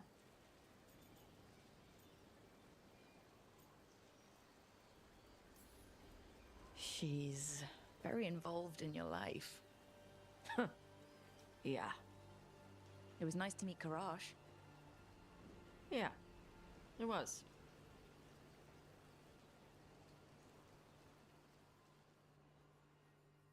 And we're going to see more of that open up as we get back to the lighthouse here in a minute.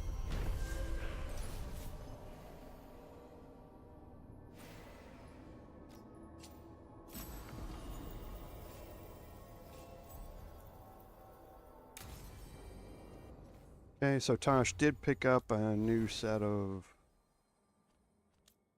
armor here.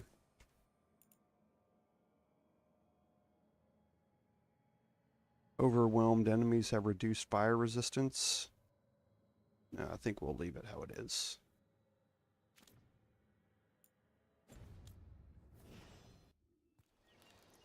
Okay, and now we're going to have some new things opened up.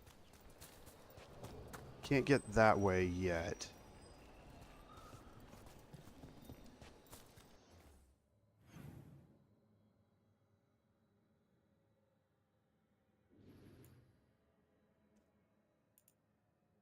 Because, yeah, that's the way we need to end up going. I thought it was opened up here. I guess it's not. Because you can't make that jump. Okay. So we can head back and give her, or give them their gift.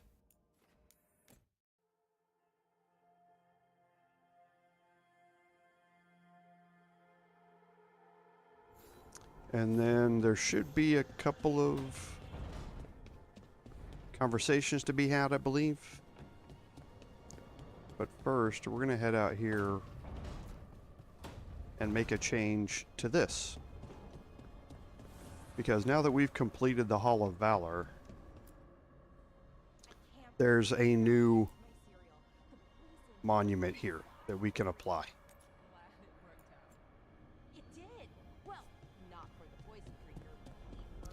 So let's see if we have conversations. Yes, we do. So we'll head down to Davrin first.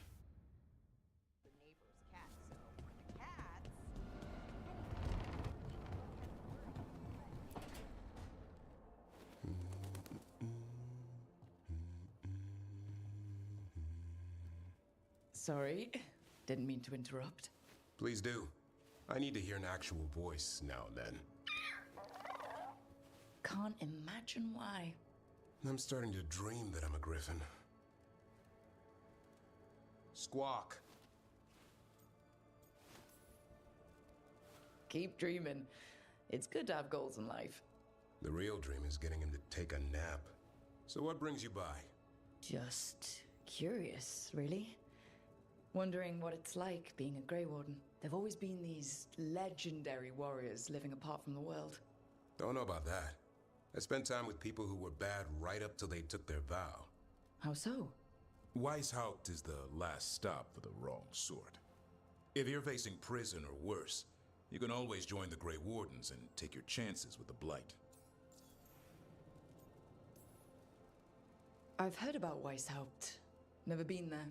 It's a giant fortress and home of the Grey Wardens. It's been standing for as long as anyone remembers. At least since the first Blight. Does it have floating buildings like the Lighthouse? No, but things float up from the latrines. Huh. Fun bunch you hang out with. The wrong sort have their charm. And just how, wrong are the wrong sort? Thieves, brigands, pirates, and the odd murderer now and then. Sounds fun, right up to the murdering. At least now they're murdering Darkspawn. Has your first warden always been, well... A stubborn bastard? One way of putting it? He means well in his own way. He's old-fashioned. Tradition is everything. Keeps us disciplined. We never deviate from it. He'll have to. Elganon and Gillinan won't play by his rules. If he even believes in them. The man doesn't have much imagination. Even the right sort can be the wrong sort.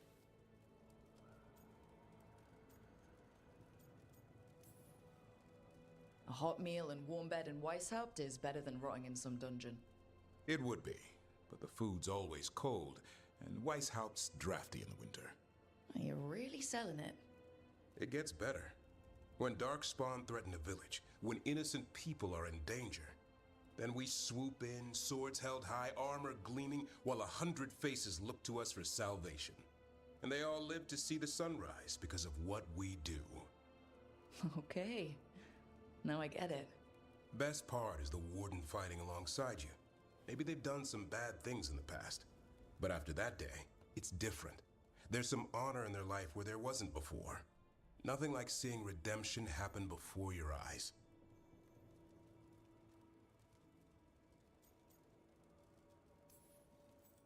We all need that chance. Put past sins to right. It makes the warden stronger to have people in our ranks who've lived in the shadows. When the storm comes, you don't want farmers and florists fighting archdemons. It takes the wrong sort to put the world right. Kinda like us, I suppose. Minus the skeleton butler. I don't know. Manfred the Warden has a ring to it. How about we quit while we're ahead? See you around.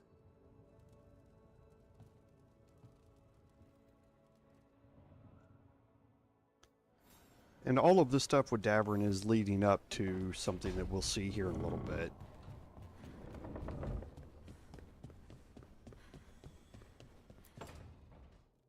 Why do you run around in fancy mage clothes? Because I like them? You're barely even wearing a shirt. You fight Anton with a bare midriff. Everything all right? We're fine. Just trading fashion tips. So what I wear is a problem for you? It's not. It's just... Why dress like that? Are you trying to make your mother happy? Is this about what your mother said on the beach? No. What'd she say?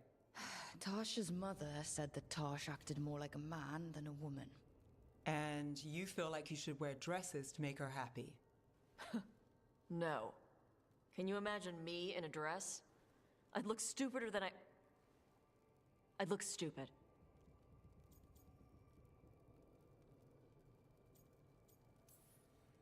You wouldn't look stupid in a dress, if that's what you wanted to wear. I don't want to wear a fucking dress! Clear and to the point. So, what do you want? Your mother didn't just make you angry. Something she said got its hooks into you. Why? It feels... right. When she says I act more like a man. It feels... right. Why does it feel right? Tosh, do you like being a woman? Nobody likes being a woman. Ah. This is stupid. Forget I said anything. So Tasha's obviously having struggles with her identity as a person.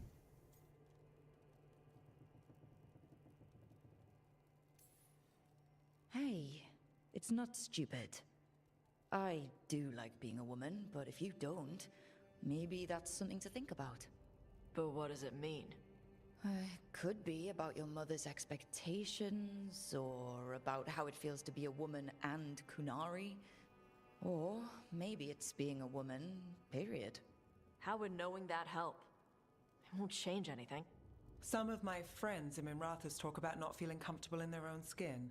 As a man, as a woman. I could see if they'd like to talk. Maybe what they say fits how you're feeling. Yeah. Okay. And thanks. You do look really pretty. Oh? To look at. I'd smudge your makeup. Thanks for letting me down gently. And another way to get approval from both of them. So now we're going to have an opportunity. Lucanus, where is he? For a couple of things. So first, let's head back, because we're going to get into a conversation here, I believe. Yep. So let's go up first.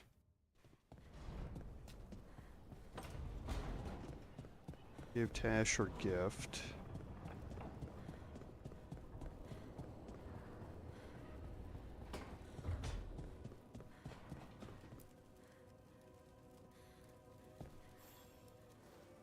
Huh. Nice.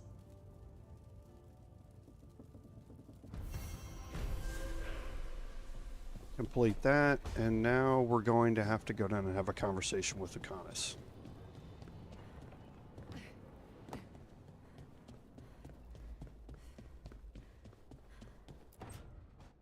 Back, demon! No further! Isn't standing up to them supposed to work? Let Lucanus go! Don't make us hurt both of you! What's going on? Lucanus? It's not Lucanus, it's the demon. It's taking him over. He's trying to leave. Smells like jam and brimstone. Rook, do something!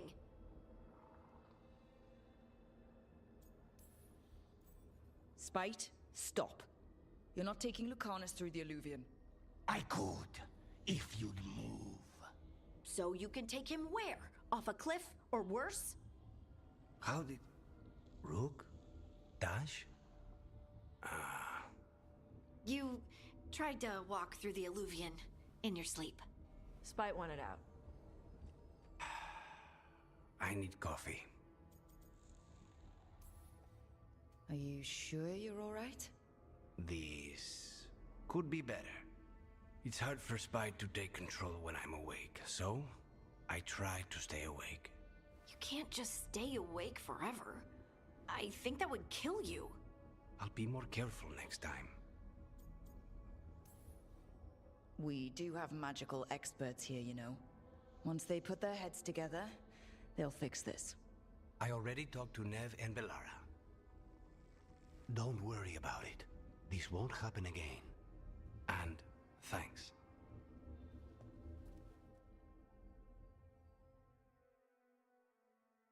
Alright, so Spite is slowly gaining control over Lucanus here. So the last one should be Emmerich, I think. Yep.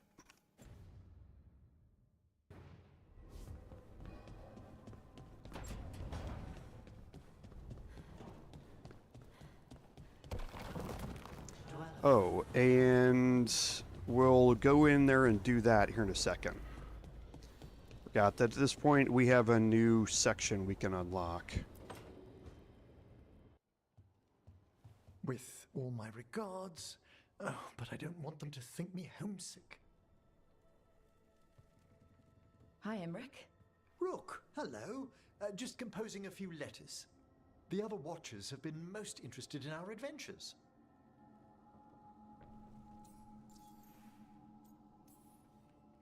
What's the Grand Necropolis like?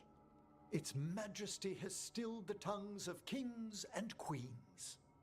It's a haven for spirits and the dead, a vast well of history, the duty and shelter of every Watcher.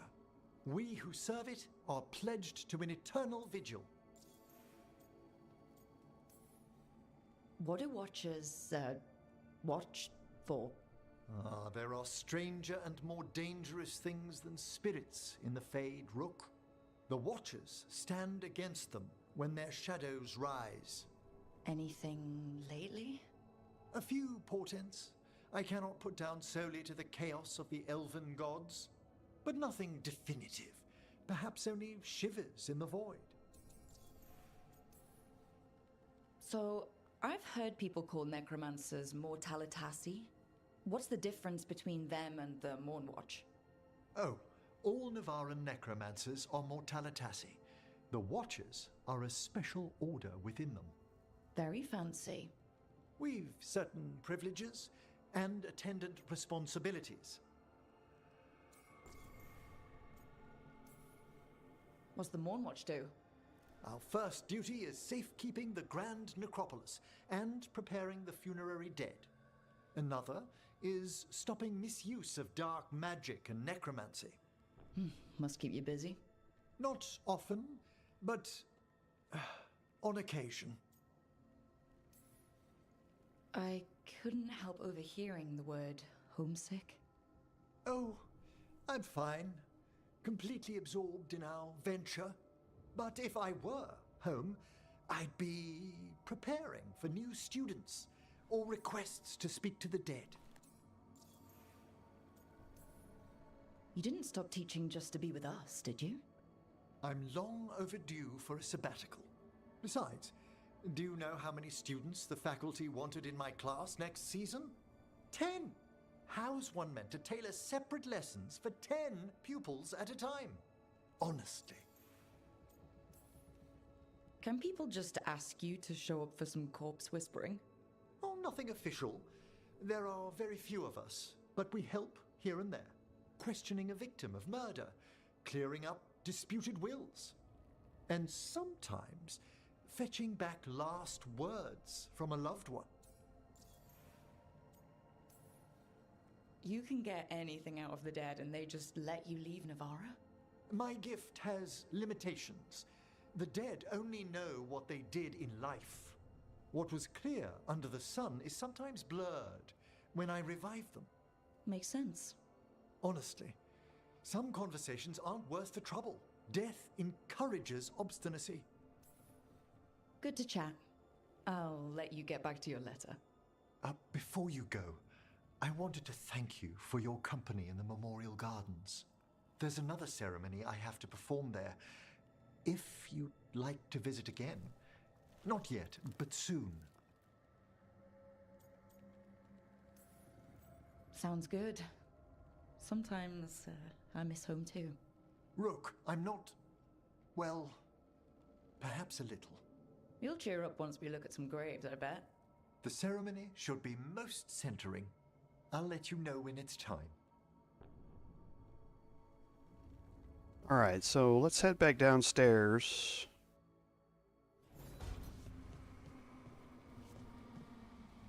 And we'll take a look at what's been unlocked for us down here. So we unlocked this side previously.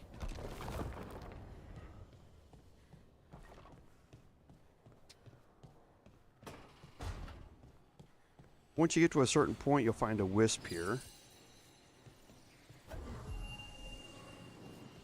Now you have to find a second wisp. That wisp is outside.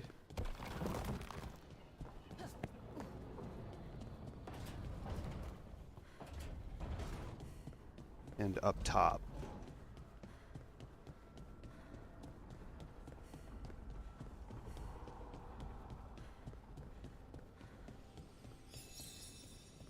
You just fall right off.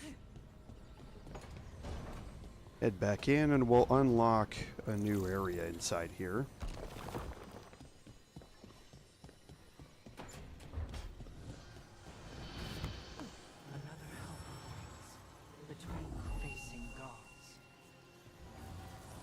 And that's where they'll tell you, between the facing gods, another helper awaits. That's where the second wisp was.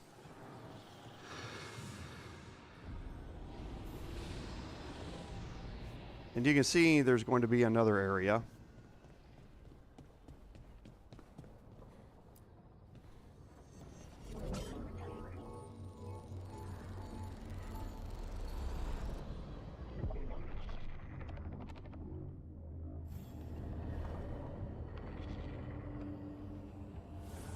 Dweller, it is whole, restored. Okay, and now that the astrolabe has been restored, the workshop upgrades are cheaper. So, if you want to maximize how easy it is to upgrade the workshop, don't do any upgrades to the workshop until you get here. So you'll kind of see how that works.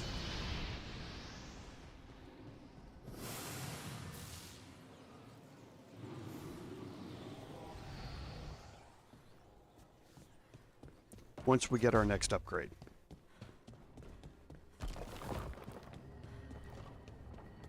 But let's go do a couple of enchants real quick. Because we want to change out. So Cordova's Toothpick needs to be enchanted. So does the Iron Veil. And so does Precious Decay. So Precious Decay had 25% momentum. 20% necrotic resistance. Don't really care about that as much. 10% weapon damage we definitely want. The fires are lit.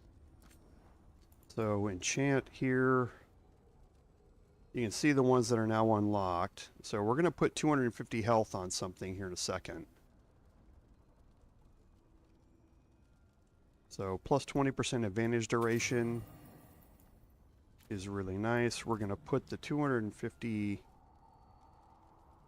Actually, we might just be stuck with putting the 250% health there. I think we've already got everything there. Let's go look and see. Detonation damage, 25% stagger. We don't need cold resistance. So we'll put the 250 health here. Barrier damage. Yeah, we've got +2 max arrows.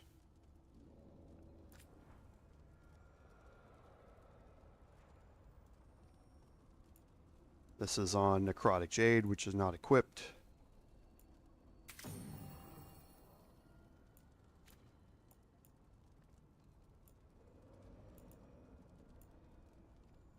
And Cordova's Toothpick.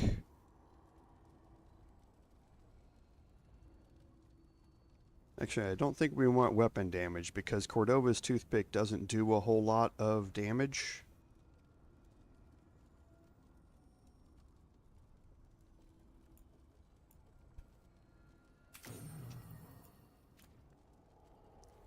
Okay, and Emmerich. Let's go look at...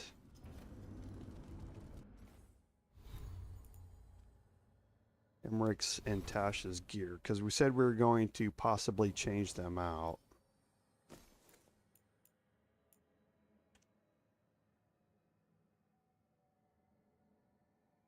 Okay, so he's getting more detonation damage versus demons and undead, which is good. But I think I want to change it to the preserved gun hide here. And that means we're going to give him either 1 stack of necrosis or the plus 20% affliction damage is better. Let's do that before we forget it. Manifestation.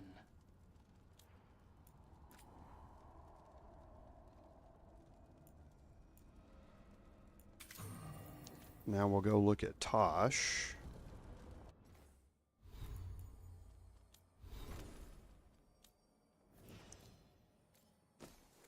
I think the neck breaker is still best. Yeah, 25% damage versus on-tom enemies.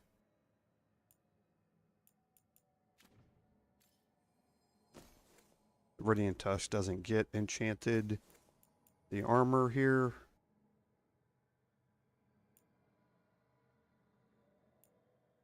Yeah, the plus 50%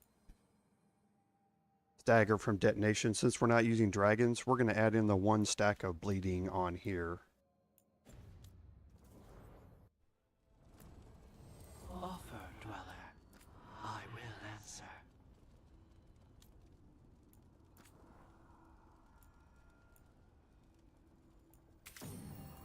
Okay. So now I think we're good. Let's look at our map, see if there are any more conversations to be had, and then we'll head out. There's not. Okay, so we're going to be doing Shades of the Blight next. We won't get all the way through this.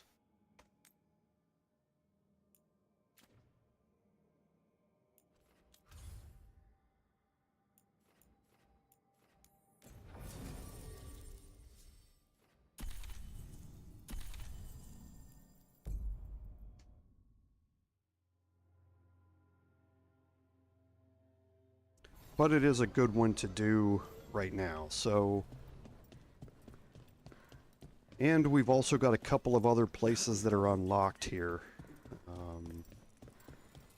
candle hop. In They carry Docktown. messages through the city. And let's actually not do the candle hops today. Let's do the candle hops all at once, so we don't forget which ones we've gotten. There's good magisters, don't get me wrong. Tilla, always good to see you in here, Rook. So I'm not... They're at rank 2, or rank 3, so let's not... There shouldn't be anything left here. Yeah, just the Tevinter theme. Come back. Okay, so we're set here.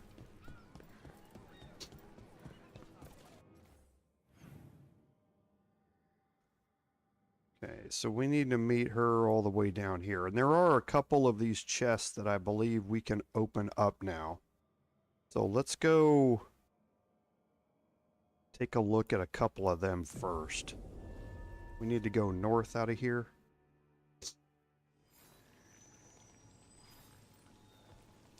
Okay, we can't. That's the way out of back here.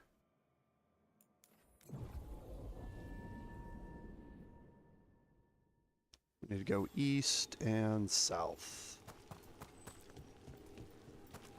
Probably going to get into a fight up here.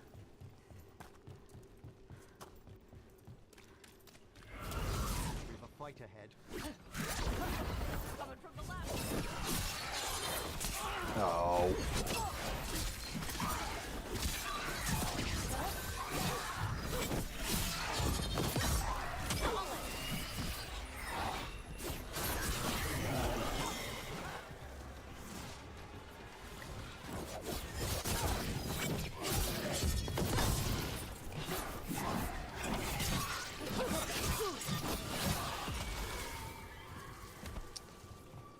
Okay, and then I believe we need to take this across to get there, but let's head south and just check first. It's over. Okay, yeah, here's the gate right here. And that's going to upgrade the token of true flight. So for projectile abilities, which we won't be getting into much here. This is the final upgraded version of this. It's really nice to have for your one-shot bow builds and that sort of stuff.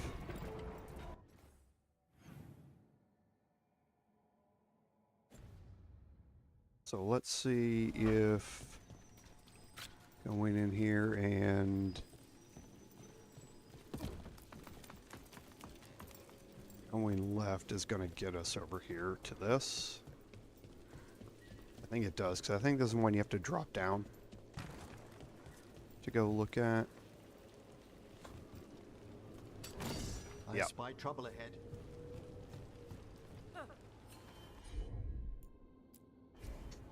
All right.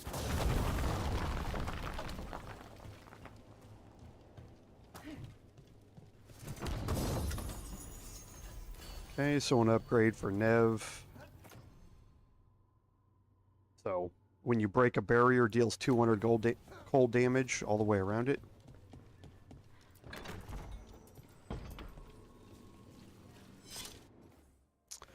Okay, so that's that one. I don't think we have access to that one yet.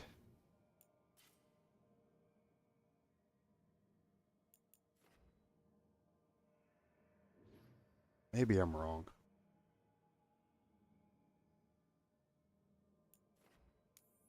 Seems like it's a long way to get there.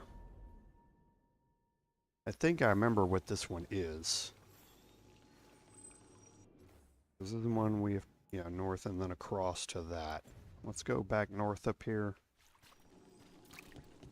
North.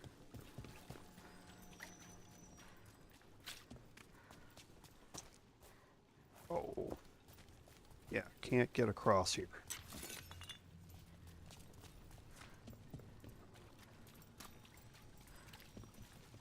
Yeah, we got to go back up where we were.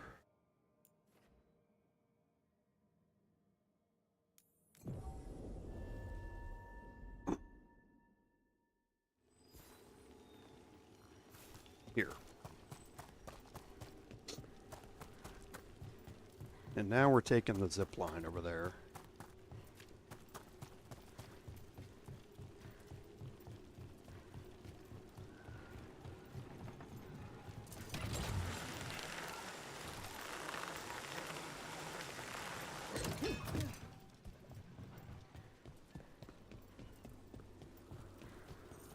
I understand that your mother is quite the scholar, Tash.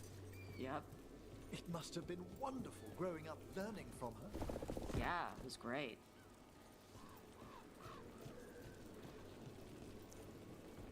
I think I've already been down here.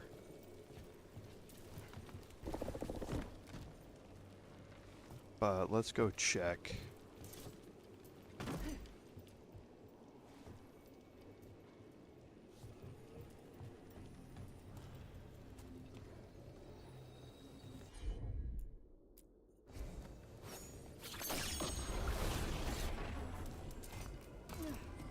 I guess I haven't.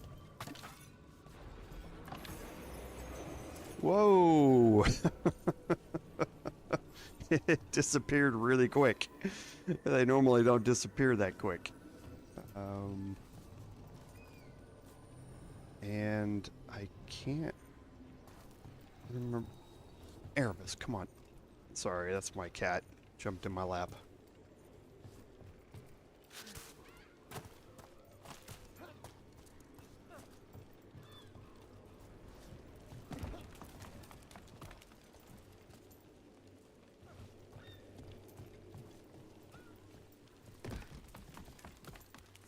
Don't know if I remember how to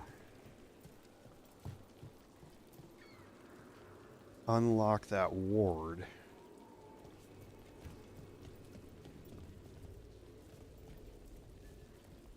Thing here. I'll make a note of it and come back to it later.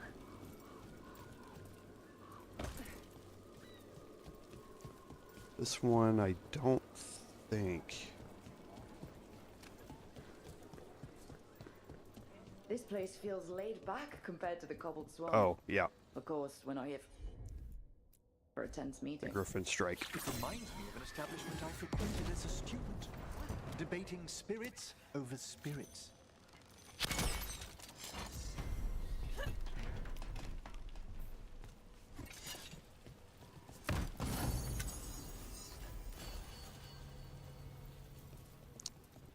Okay, and I think that's it. Nope. Everything built up around the docks. Don't want to forget the memento.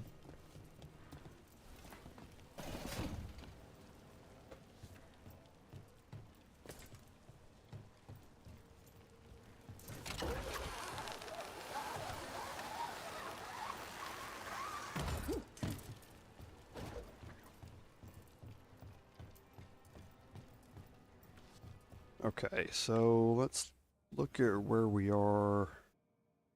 So yeah, that was that one that we just got. So I'll make a note about that one and kind of look that one up on my own. So this one here, I think this is the way.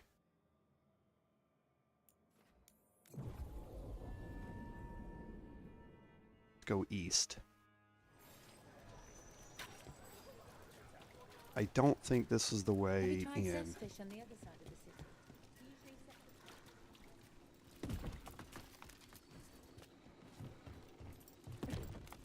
Yeah, it's down there.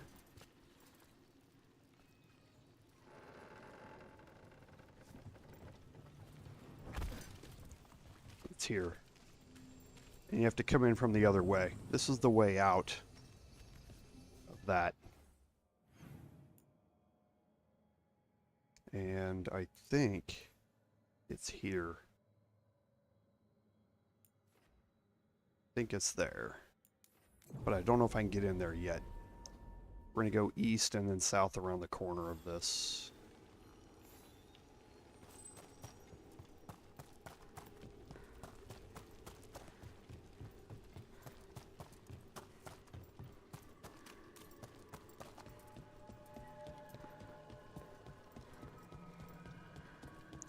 I think it's this.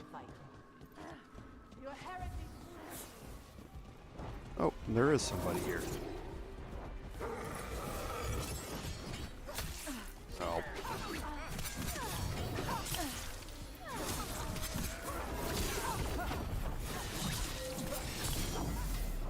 Finally got a block off.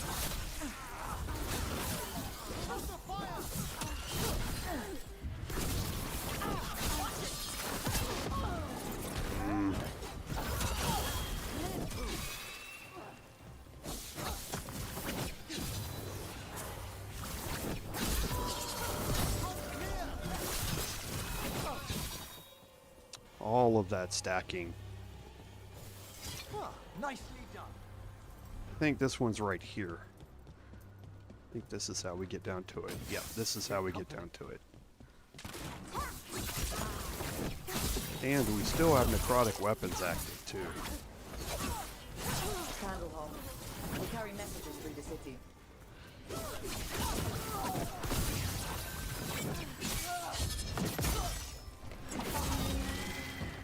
Okay.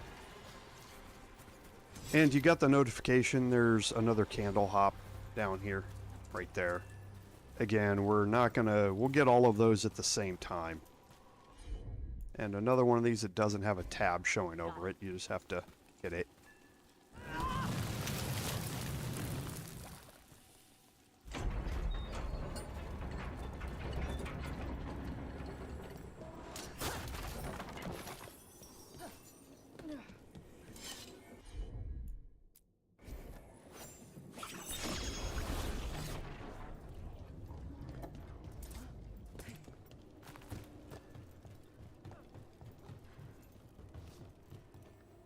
And here we go.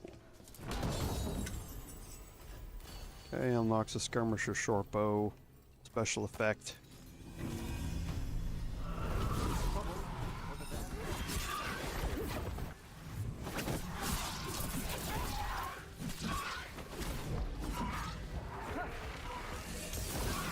And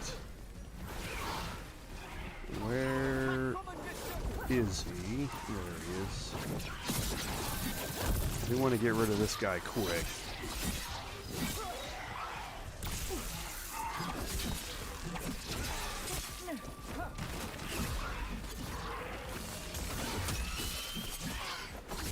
Okay, now we can get rid of, now we can focus the others here.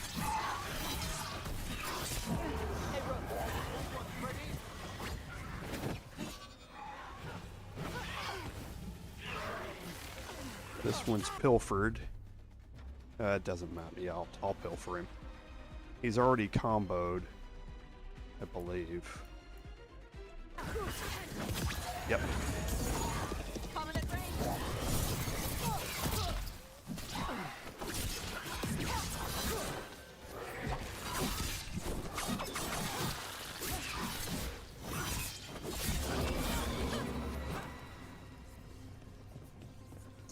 All right.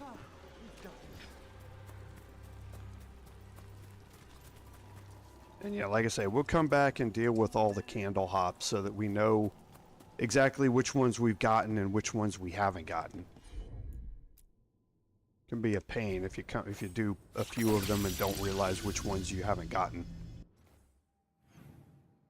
Okay, so that one, this one, we do not have access to this one yet. We won't get it until the quest. This one, we have to go down this way anyway. I can't remember which one this is. Oh. I think I do know which one it is.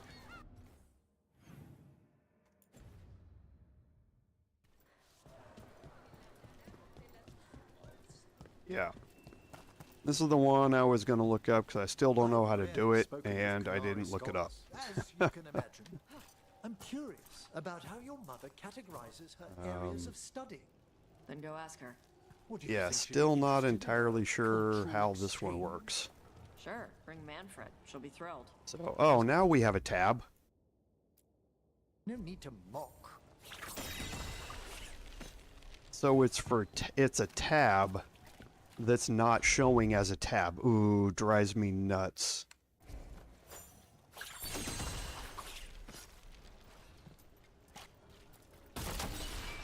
Okay, so now I see what we have to do. We have to hold it up.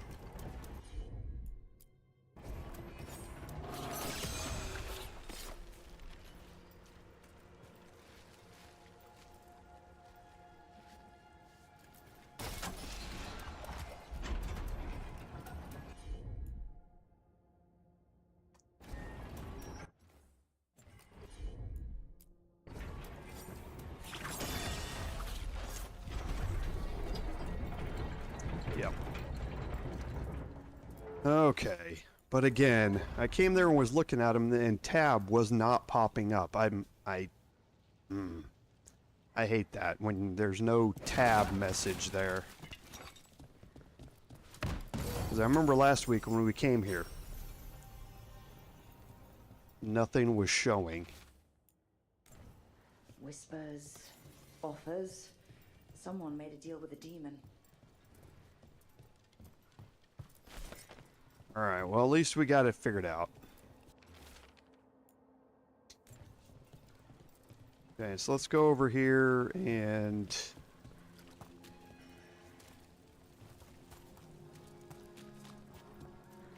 talk to Morrigan.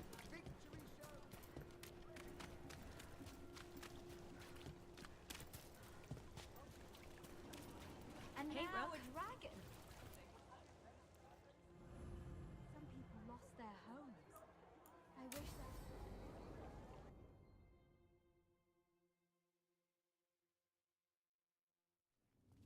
Why did Morgan want to meet in Minrathous?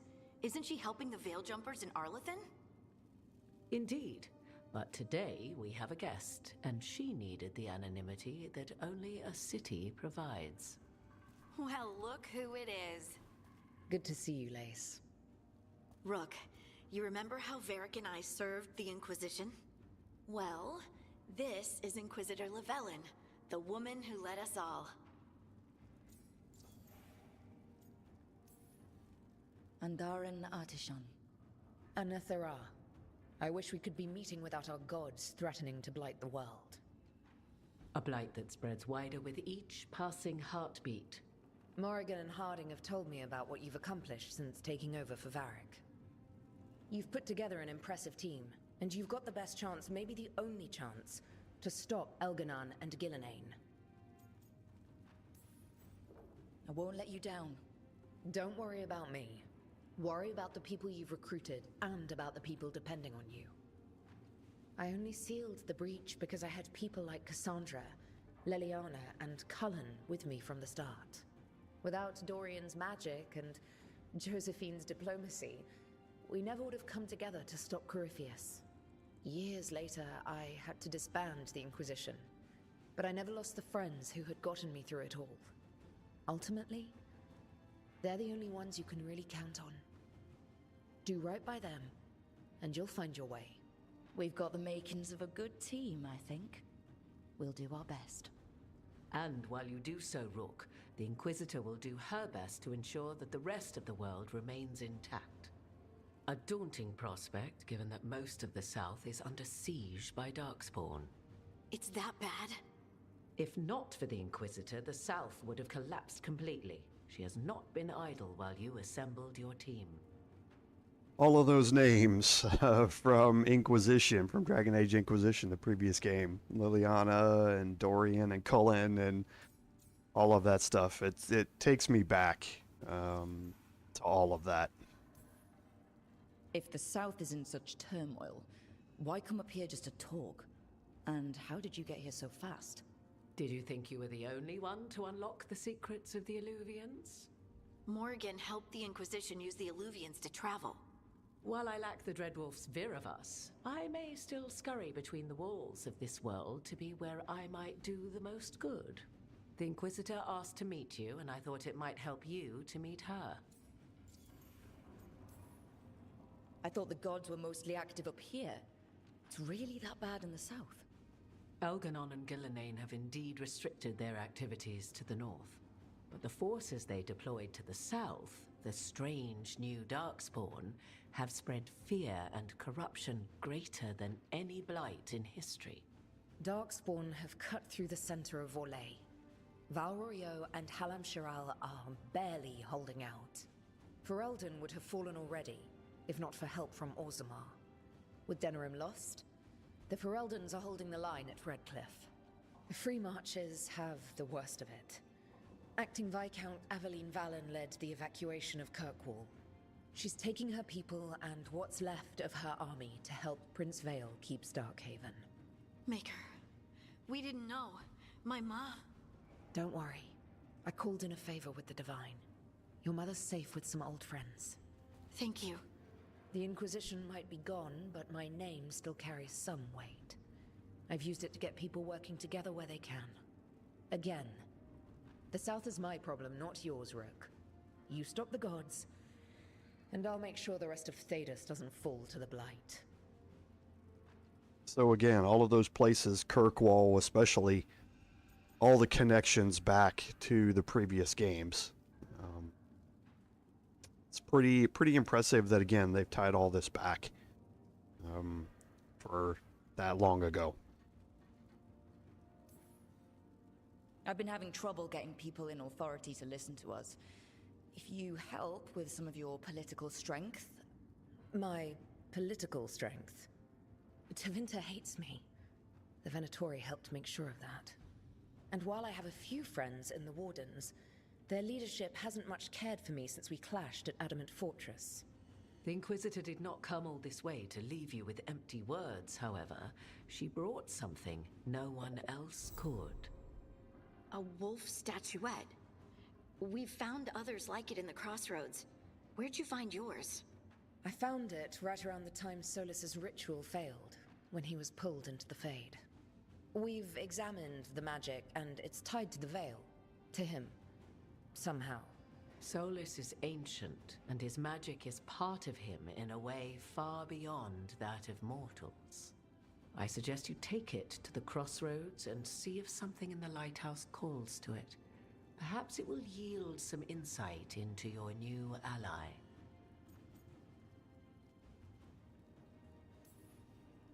Solus is trapped in the Fade. He's not my biggest concern at the moment.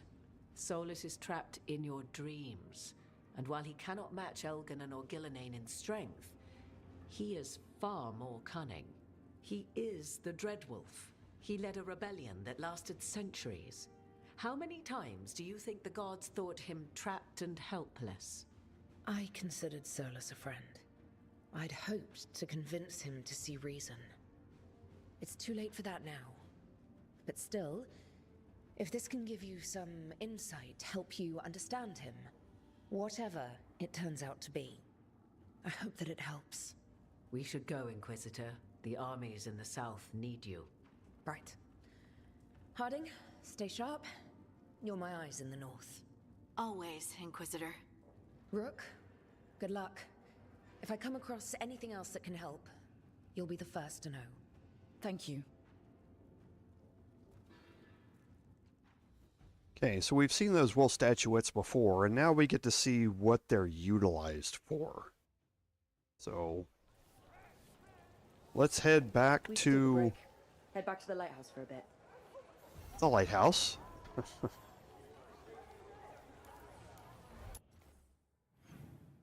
Okay, and a change on the wind is what's going to activate here. So, let's head back here, and we'll end out the episode with this little section of the quest.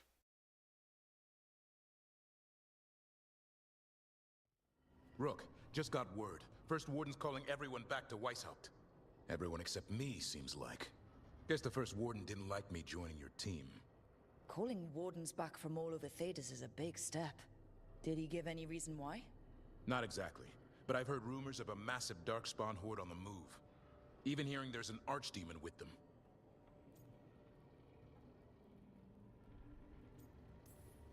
The timing can't be a coincidence. The gods must be behind this. I bet they are.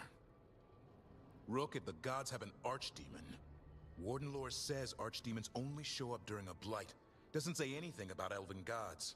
Seems like the rules have changed, and we're going in blind. We need to know what we're up against. I'll talk to Solus. See if he knows anything about any of this. Make sure the others are ready to move.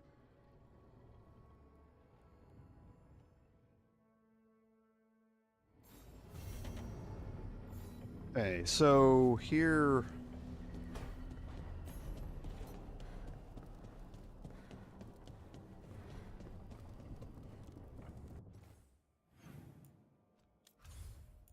Whoops.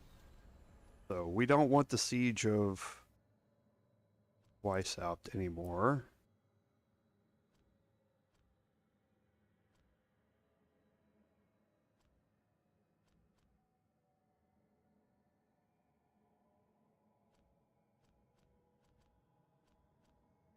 Did we not get all of them?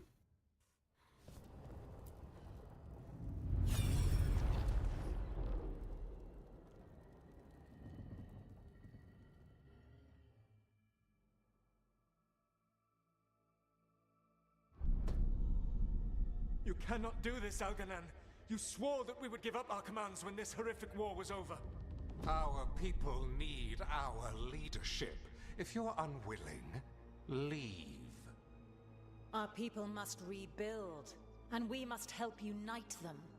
So, we did not fight for freedom, but to conquer this land and our own. We fought to win, and now the Evanuris are as gods. I do not answer to Mythal's annoying lapdog. The people are afraid. They must believe in something. They need strength. And wisdom. They need gods who can protect them. We are not gods. You will learn that. Every lapdog hides a wolf inside.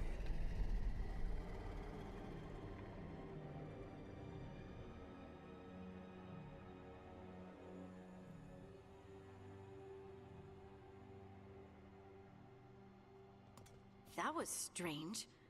They were speaking Elven, but I understood it. I believe we have experienced a memory in each of our native languages. Not just any memory. One of the Dreadwolves. And the mages who declared themselves my gods? Well, mine and Davrin's, and Rook's.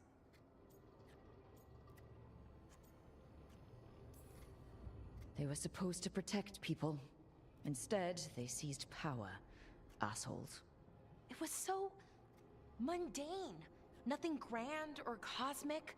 No setting fire to the sun, just talking, politics. I wish they were monsters. Something grand and terrible.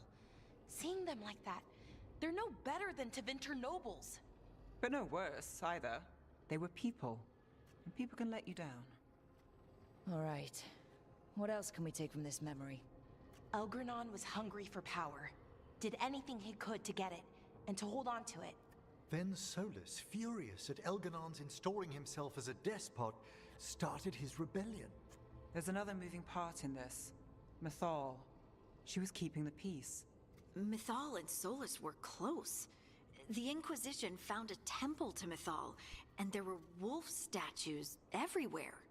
Then she sides with Elgernon over him. A betrayal. I think I get where Mythal is coming from. Really?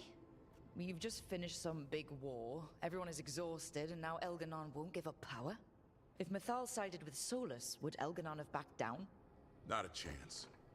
It would have led to another war. Mythal tried to keep the peace.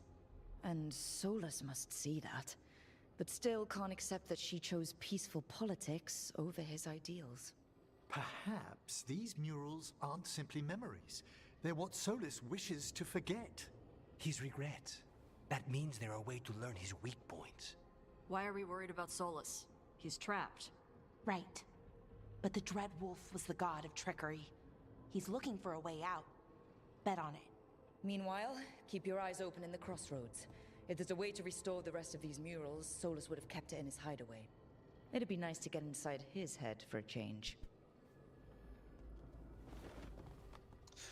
So that's what most of these are going to be, is learning what led us up to this point and how we got here. And I think we've collected enough of these. We'll see.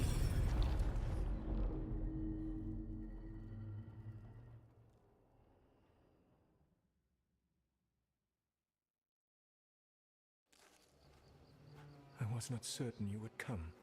You were the one who walked away. I never turn my back when my friend needs me. The Evanurists seek the magic of the Blight. Impossible. The Blight is safely sealed away forever. Though I wish I could believe you, I have sensed the breaking of the wards. I will investigate your claims. If they forget the danger of the Blight, I will endeavor to remind them. What if, instead, you left the Evanurists and remained with me? Do you not wish for freedom from this struggle? Be at peace, love. I will stop them. As you must. The Blight is our mistake.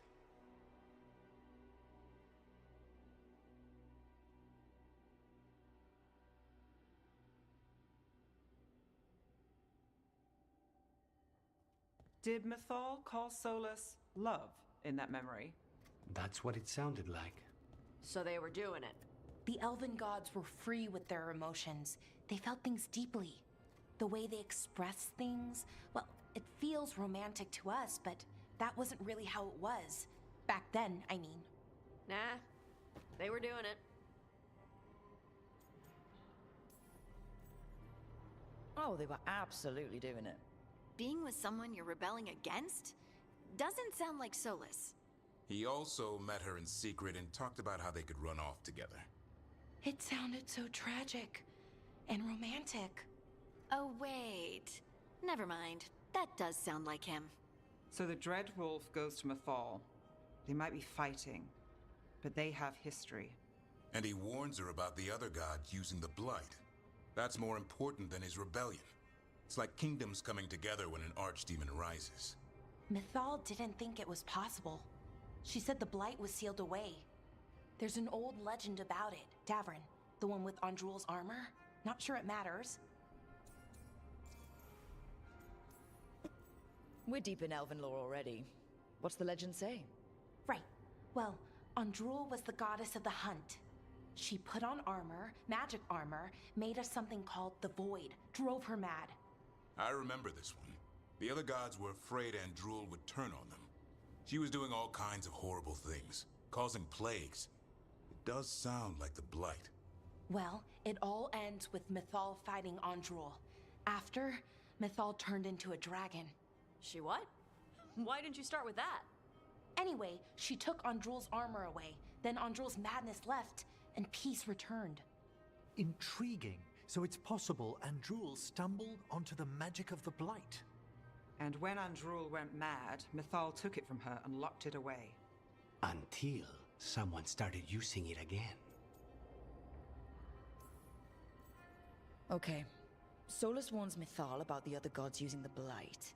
It's not just bad, it's something bad he feels responsible for. The Blight was our mistake. How is the Blight their mistake? Did they find it? Did they make it? What does that mean? Whatever it was, it convinced Mythal to take him seriously. So Mythal goes off to investigate what Solus says. Then, what? It's too clean. Seems plenty messy with them doing it. But this isn't just a memory. It's something Solus wanted to hide. What's the crime? What did we see here that he feels guilty about? I think I might know. When the Inquisitor was saving the world from the breach, she met Mythal. What? Like in a dream? It was complicated. She helped the Inquisition. There was a magic pond and a dragon. Nice! The point is, she also said the other elven gods betrayed her, killed her. Okay, sorry, point of order. If they killed Mythal, how was she still around to help the Inquisition? Elven god magic? She'd spent centuries gathering strength and sharing people's bodies, I think. If it was a truly benign possession, that speaks to her character. Solus tried to do the right thing by warning Mythal about the other gods using the Blight, but he got her killed. Well, it's not just that she died. What do you mean, Tosh? It's... Ugh. There was stuff he wanted to tell her, but he waited too long, and then she was dead. He never got to make it right. That twists you up. That's it. There's our crime. Doesn't really tell us anything we can use, though. We know more than we did. That's something. Then I guess we keep our eyes open if we come across more of these memories. So remember, at this point, Solus was not an Evanuris. That was Elgranon, Gillenane, and Mythal.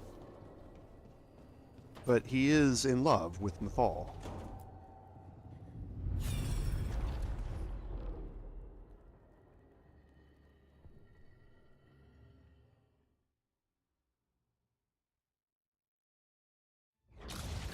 You dare to try to cage us, jealous of our growing power! You will pay the final price for this betrayal. We warned you not to use the Blight. For this, and for Mythal, I sentence you to sleep in exile ever after. Your own lives will form the veil that keeps the horror you unleashed at bay.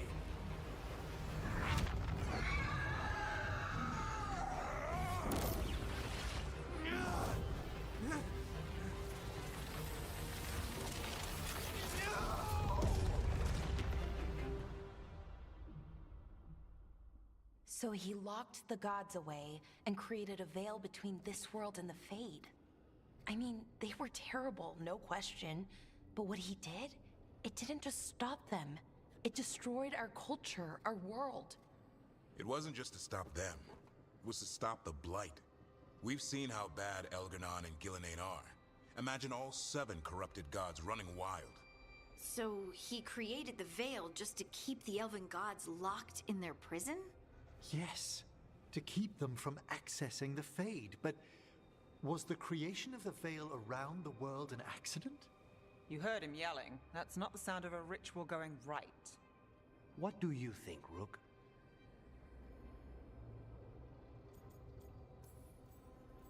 Honestly, looking at this memory, I think I'm with Solus here. Even as he destroyed our people's world, locked away who we were?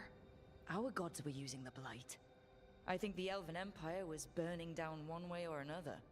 And it's clear he wishes he'd done it differently. That's why he's ashamed of this memory. I had another question, and I'm sorry, maybe this doesn't matter, but Solus trapped the blighted gods in an ancient elven building, right? That's what it looks like. Maybe a palace? Fancier than what I've seen in Arlethan, at least. And then, the Magisters were lured into the Fade. They broke in, which let the Blight escape, and turned the Golden City black. Right, and the Black City hangs in the Fade, a little reminder of their mistakes. What's wrong, Lace? It's just... the Chant of Light says that the Maker built for them the Golden City, the center of all creation. But if the Golden City was an ancient elven palace, then the Maker didn't build it. The elves did. The Chant of Light is Andraste's visions from the Maker, but it sounds like it's wrong. You're asking if we just disproved the entire Andrastian faith. Did we?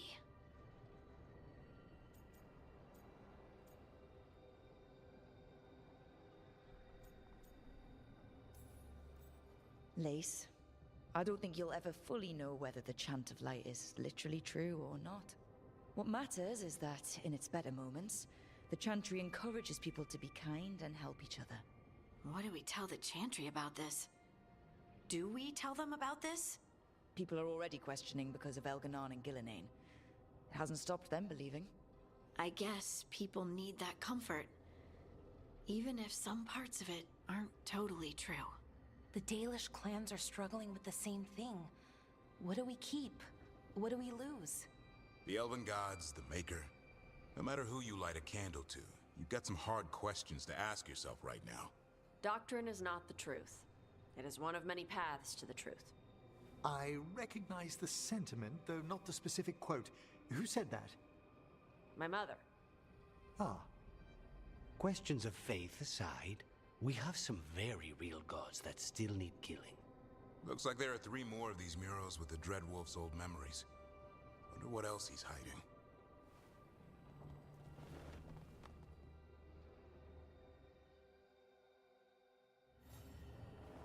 Okay, so let's see how many more of these we have. I think I'm short one.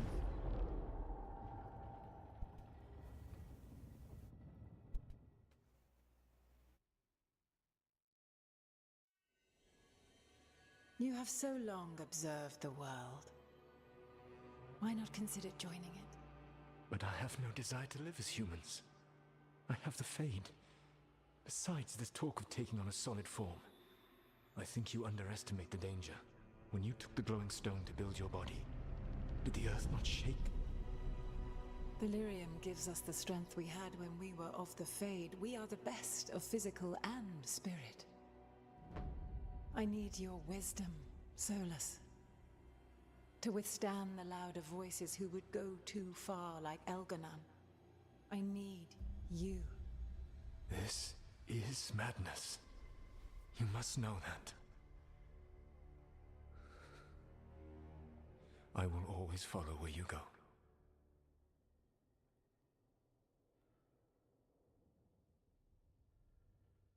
What? This is astounding. The ancient elves were spirits who voluntarily manifested a physical form. I'd rather go back to talking about the Blight. Hey, Lucanus. Could Spite turn into an elf? No. Sorry, but... what?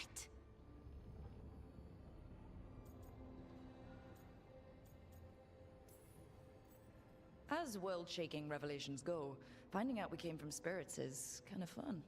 Really? Actually, a whole lot of things make more sense now. Like, why some magic works differently for elves than everyone else. And we wouldn't have that magic if not for this.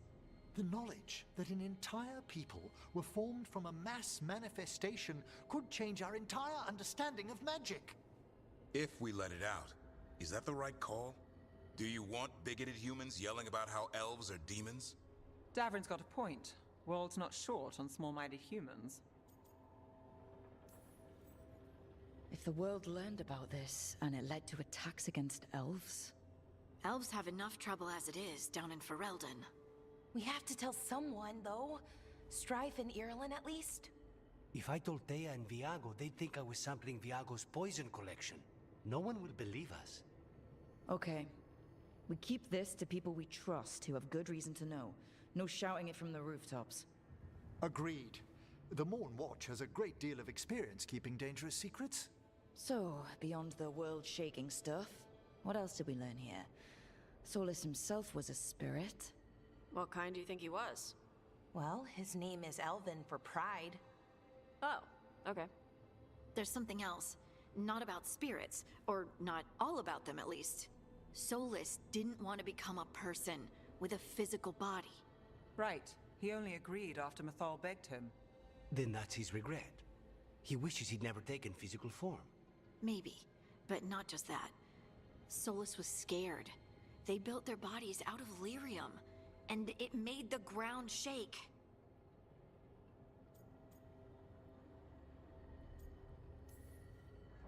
You think the ground shaking was the Titans?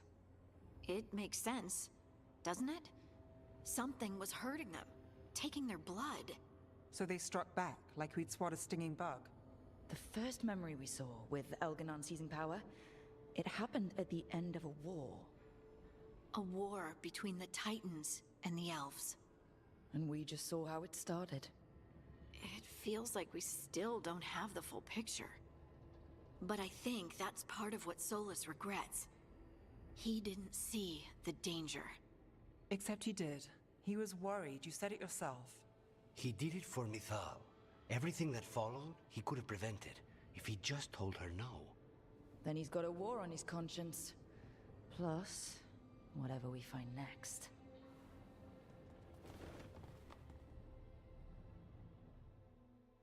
And this is all leading up to a big reveal that we're going to get to next week, probably.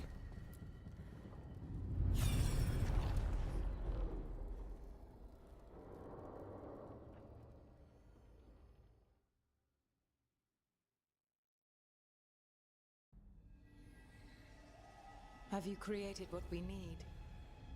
With this, the proper ritual will sunder every Titan from its spirit. But you must know those severed dreams will certainly be driven mad. A disembodied blight of pain and anger. It is awful what we're doing. And the only way to end this war.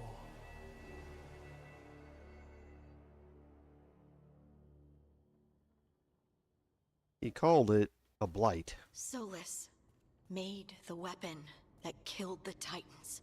No, not killed. He cut away their dreams and left them broken and mindless. He passed me in the halls of Skyhold for a year. He made polite conversation, and he knew. He knew what he did.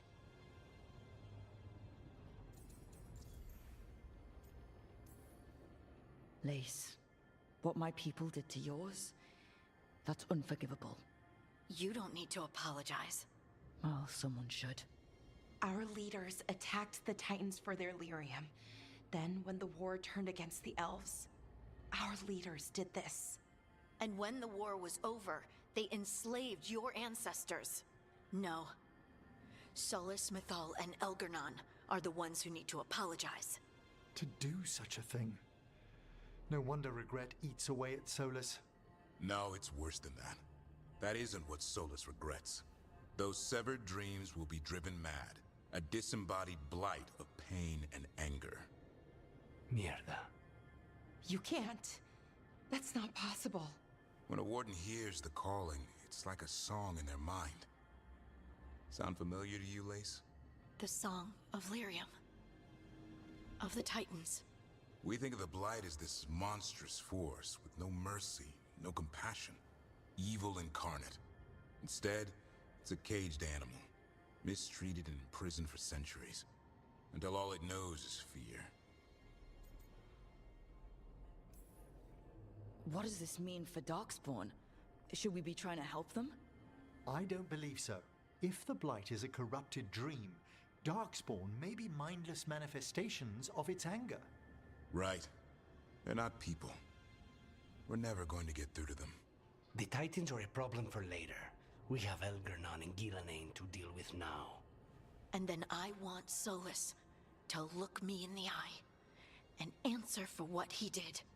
Each of these memories has been a deeper regret, and almost all of them involve Mythal. Only one mural left to uncover by my count. If we find it, we'll see what's worse than this. And I don't know if I have this one. Yeah, it doesn't look like I do.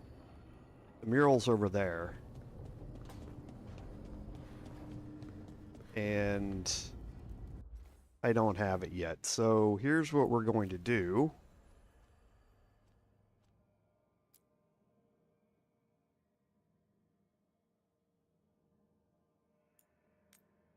I don't necessarily know that we can find this one yet. But